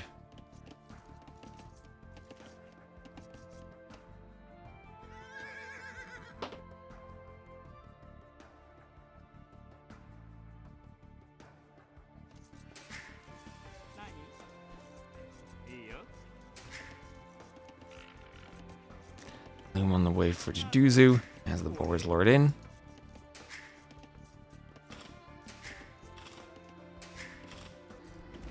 And taken by the TC there. There we go. Right off the board, the Javelina. I gotta remember, it's the jungle-themed map. Or the, I guess, the South American jungle-themed map. The Javelinas they have. Although I guess it mixes rainforest and jungle trees. That's fine. Oh, actually, it's all rainforest. Are there jungle trees? Yeah, it's all rainforest. Interesting, okay. The rainforest trees are supposed to be Southeast Asia, and the jungle trees South America. So a bit of a difference there. But commonly mixed together anyway, even in, I think, some of the official maps.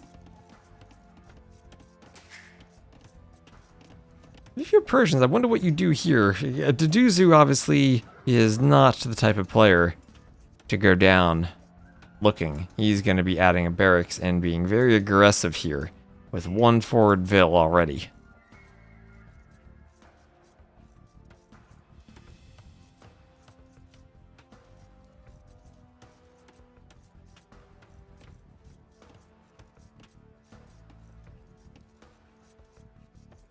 Where does that Vil go? Is anyone favorite to win? I think Yo is probably the last remaining player who hasn't really been upset. Yo and Hart. Everyone else is people pulling upsets left and right.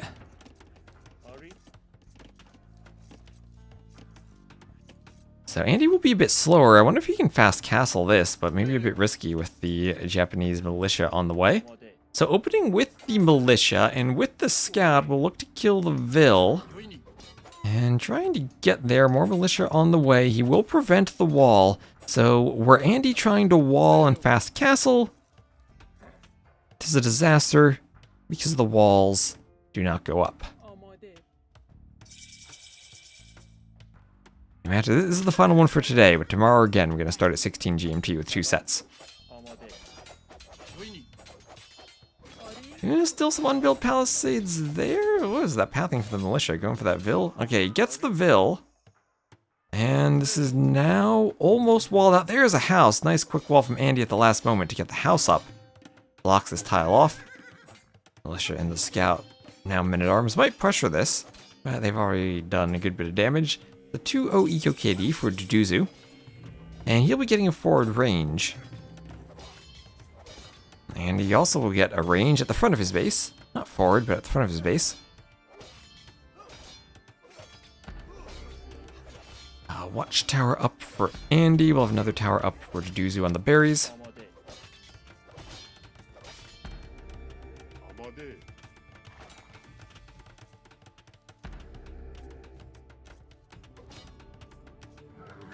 And the scout goes down. Tower gets deleted. And the spear comes out.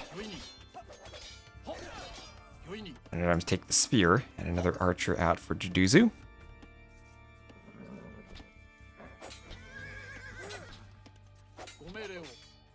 Ooh, it's a low HP scout. 2 HP left. Goes down. Vil stays alive on 3 HP. 3 is more than enough. And Andy definitely suffering under some pressure here. He does have a fishing lead, though. Because even though Duduzu's going forward, he didn't do the dock. He didn't fish boom behind the early pressure. He is just trying to pressure Andy. So he's maybe on a timer here to apply pressure before Andy's fish boom really kicks in. Okay. Interesting game from Duduzu then.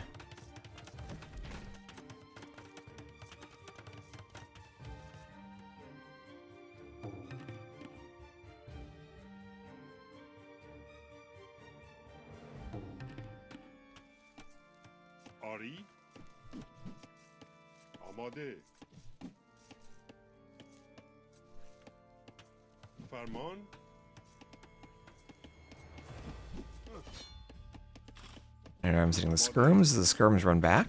Okay. Our archers and skirms are gonna move over here.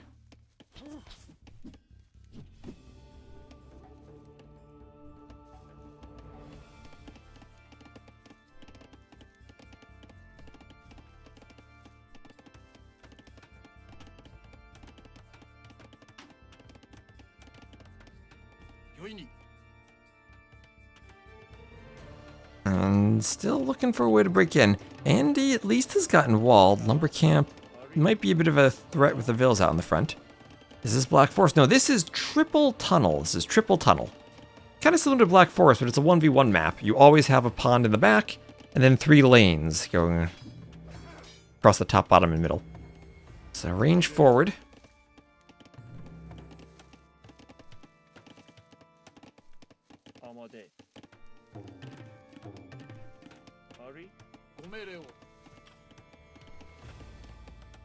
And then fletching on the way from Andy.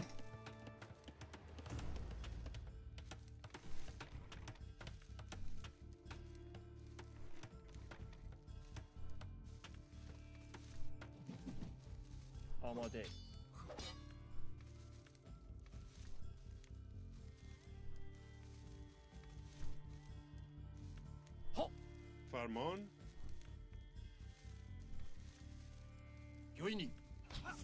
Ari. Skirm's going for the men-at-arms. Men-at-arms looping around. Ari. Farmon.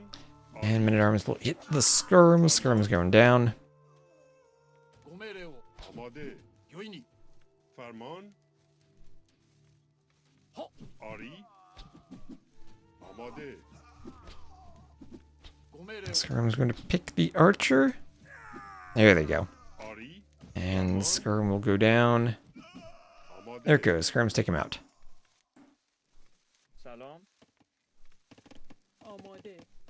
Hill's going over to the gold now. Ari. Amade. And Castle Age on the way for Duduzu. So Duduzu on the way up, and he's still feudal. And look at those resources. Very feudal. Even with all this food eco. And 2k more res collected. He's stuck in the feudal age. Maybe not for long though. He's got 22 vills on food, 10 fishing ships. Lots of berries being taken and a market on the way up. But this is a much better Castle Age time for Duduzu, even though he doesn't have any fish. And oh my gosh, he has vills going forward. He's going to have the stone for a castle. He has 12 vills, 19 vills. Lots of them are hurt, but he's going to send an entire village to raise a castle right on Andy's face. Andy has 7 skirmishers.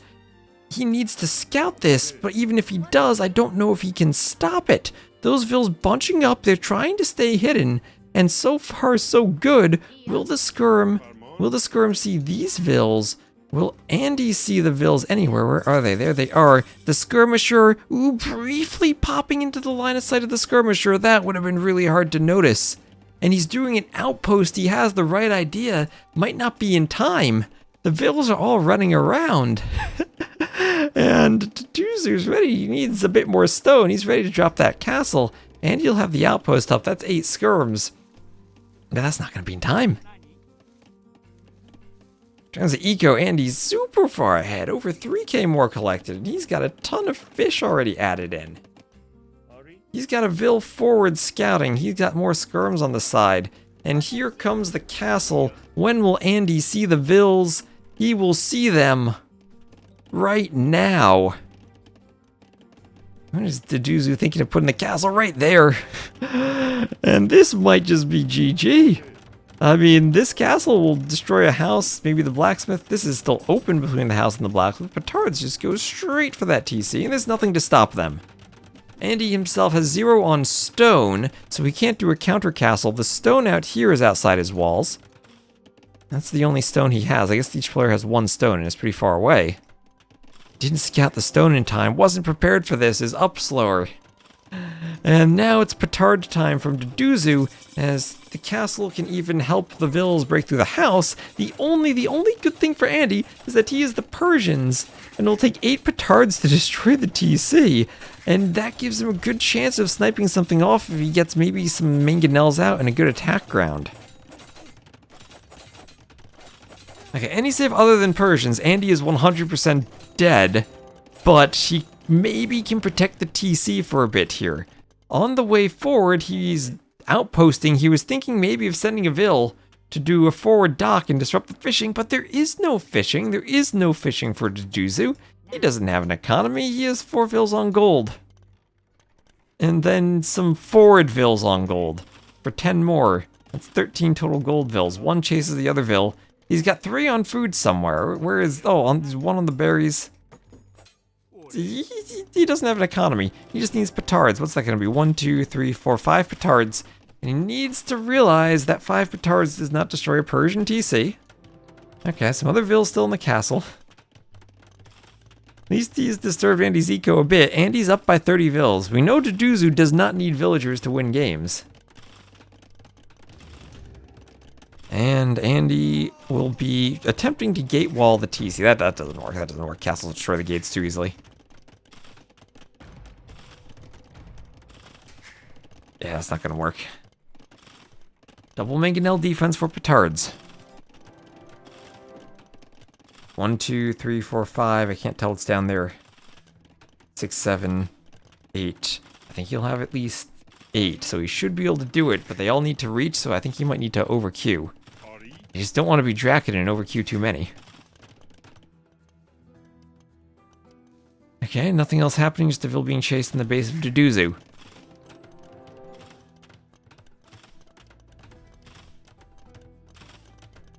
Okay, castle shooting at the TC. And he's still trying to wall up.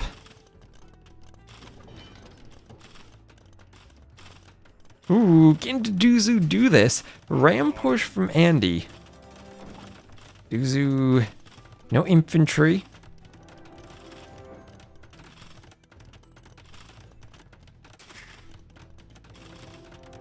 Bill's already going to repair. Samurai! Oh, let's go Samurai for destroying the Rams. Actual Samurai, you don't see that too often. There he goes.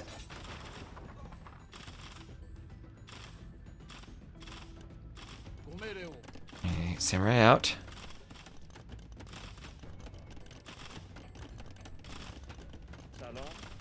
Farman.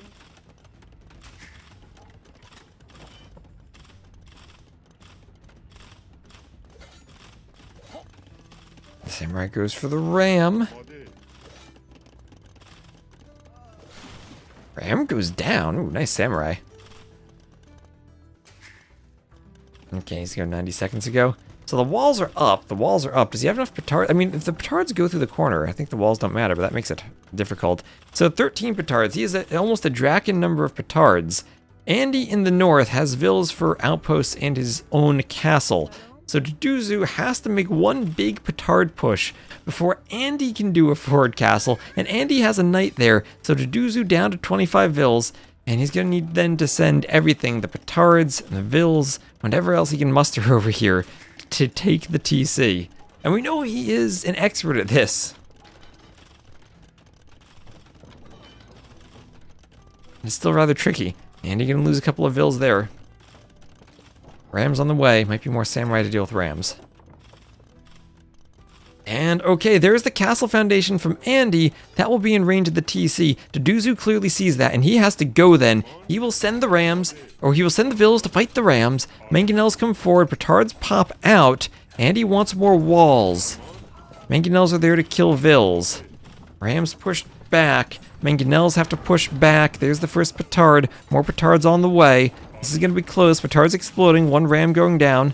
Andy's trying to block. He needs to get through the gate. It's one tile of wall he needs to get through. And he needs to just go. Will he get it? He gets it. He has enough for the Persian TC. He has enough. And in a fiery explosion, he will win the game. Andy did everything he could to defend, but the castle was too far forward. He was about to finish his own castle on the other side and could have just petarded if this didn't work. But it did work, and with 16 vills left, Deduzu fighting knights with vills will explode Andy's TC and win the game. He did the math, he had just the perfect number of petards. Well, he had some reinforcements on the way too. Andy was there, he was ready to repair. And now the game will end in despair for him. 31 to 21 KD for Andy. And a much better economy. Gosh, Deduzu doesn't need an economy. Beautiful.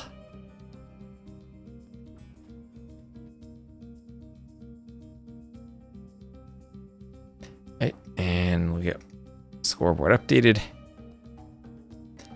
Deduzu gives himself a point. A triple tunnel.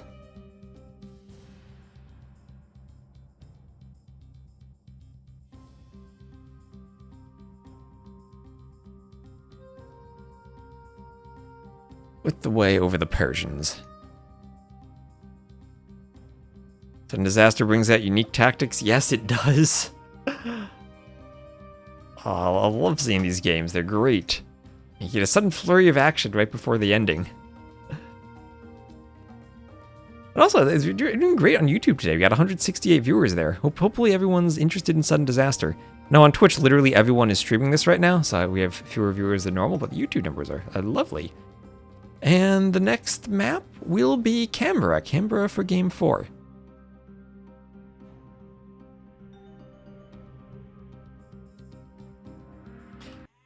Okay, welcome to Camber. We'll have Deduzu as the blue Italians to the northwest, and Andy as the orange Byzantines to the east. This will be Canberra, the Australian capital territory of Canberra, and I've been told by many Aussies it's not pronounced Canberra the way it might look. It's pronounced Canberra, the same way Melbourne is pronounced Melbourne. I heard someone say Melbourne the other day, IRL, to confirm it. Just overheard a conversation with the Melbourne, and I was like, what my chat told me is true. That's why we have the best chat here. I can always trust what you guys tell me. Logan HQ. So it'll be Italians, Byzantines, appropriately to the west and to the east. We do have 30,000 food in the middle. Italians will have all ages slightly discounted. Byzantines will have the imperial age very discounted. We'll have also Byzantines better fires, Italians cheaper dock upgrades and fishing ships, and also cheaper university techs. So in early ballistics, condottieri a possibility, but less so against cataphracts. And pyrotechnica could be interesting.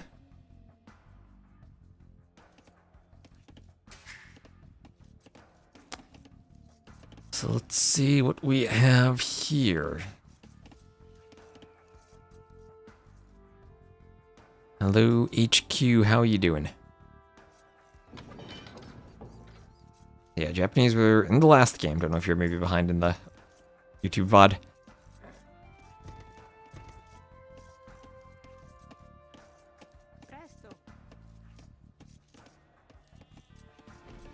So, deer pushed from Andy. Needs to be careful not to let his boars outside of his gates. That's always a rough one. Like it more than Regicide? I like it too. That definitely adds a new twist to it. I think Regicide has its own quirks, because you can keep moving and keep running around. Sudden Death tends to end. It tends to end, because the TC's there, and that's it. Yeah, they're different tweaks on the same thing, and I like that there are differences.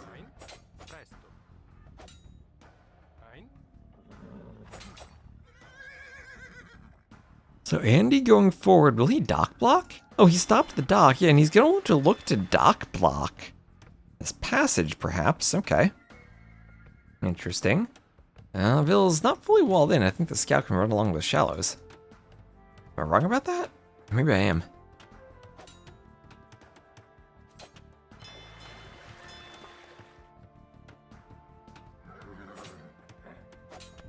And scout fight that Andy currently is winning.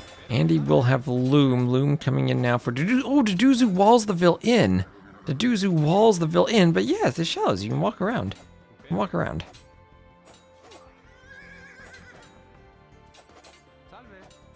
Ooh, that Ville doubled.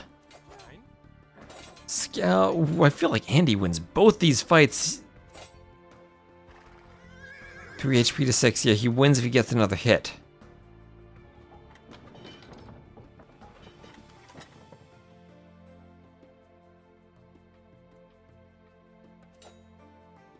Alright. So Palisades deleted, fishing ships out. Slightly faster for the Italians player, for whom they are cheaper. And Andy will attack the dock of the Ville. Not sure if I like that. I guess you don't have much else to do with the Ville. If you want to keep him out there, then I guess that's the best you can do.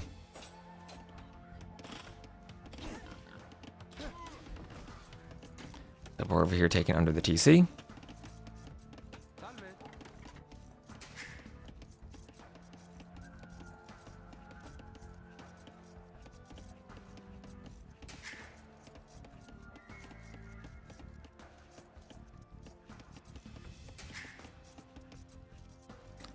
You go over here, taking for freaking Andy.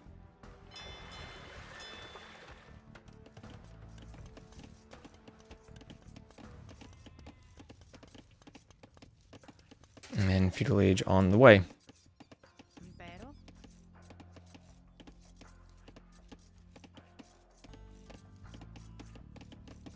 Ein. Salve.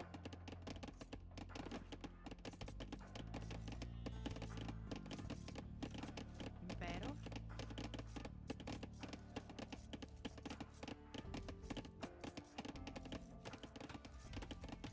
So feudal age first. So Byzantines going up first is interesting. And I want 20 vils for a fishing ship. That's gotta be too fast for a fast castle from Deduzu, right? 3 on gold. He does have loom. Could this be a fast castle, chat? Could it be? Could it be a fast castle? Salve.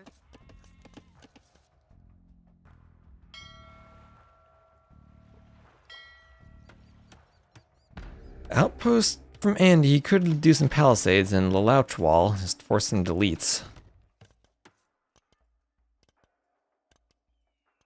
That reminds me of all those old CNC games where you basically lose when losing your command center TC. Yep.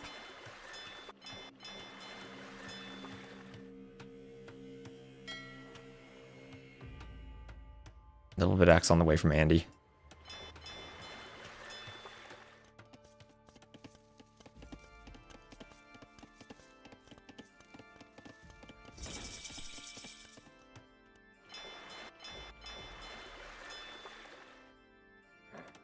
And we're pushing the deer, deleting the wall to get it through.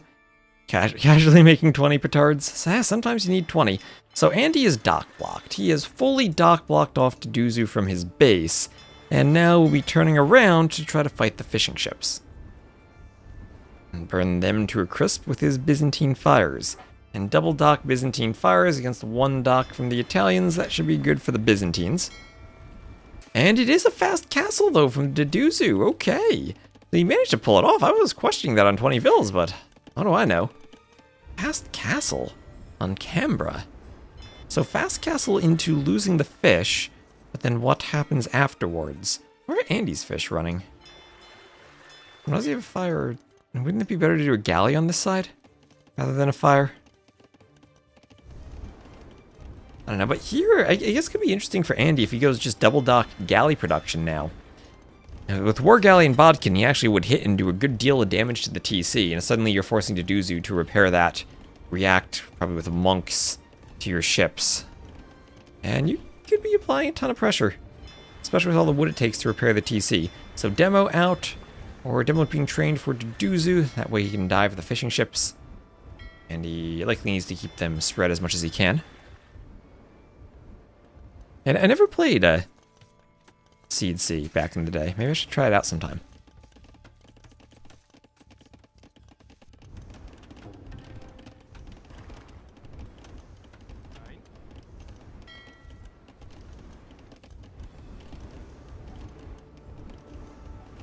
Would like to know what win percentage is for Byzantines overall in this tournament. They seem to win a lot. I've never played again. No, I guess those are names, Red Alert and Tiberian Sun, but I don't know anything about them other than their command and conquer. Byzantines, I think they're one of the better sudden death civs on a wide variety of maps. And personally, I think they might be the best civ on this map. But then again, they're also fortified churches feel insane, and that can work on this map too, and maybe there's no stopping that. So double monastery for Deduzu, double monastery. Okay. And he will be aware of that. Might need to delete that fire so it doesn't get converted. Actually, that double dock war galley play from Andy would have been insane if he had one tile more of scouting and could see that the gold was there.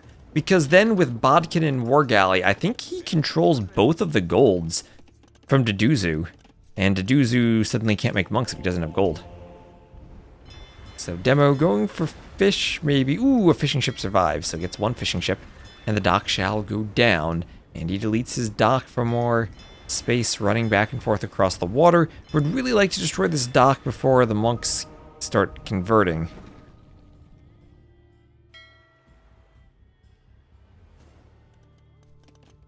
And everything is back now. Everything is back. Have to respect the monk. Always have to respect the monk. Play game, you don't respect the monk, then you just get converted. So, War Galley play, not going to be an answer here then. Looks like Andy will be content just to give up the water for now. Protect his fish at home. Imagine a demo on those monks right there. So he's up to castle, and what do the Byzantines do now in castle?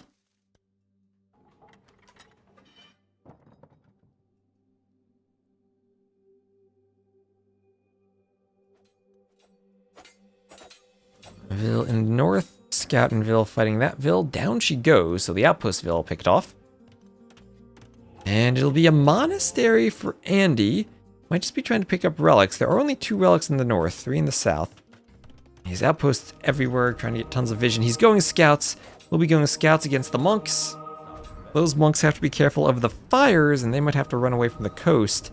Tried to swap targets to the fires, but they walked first.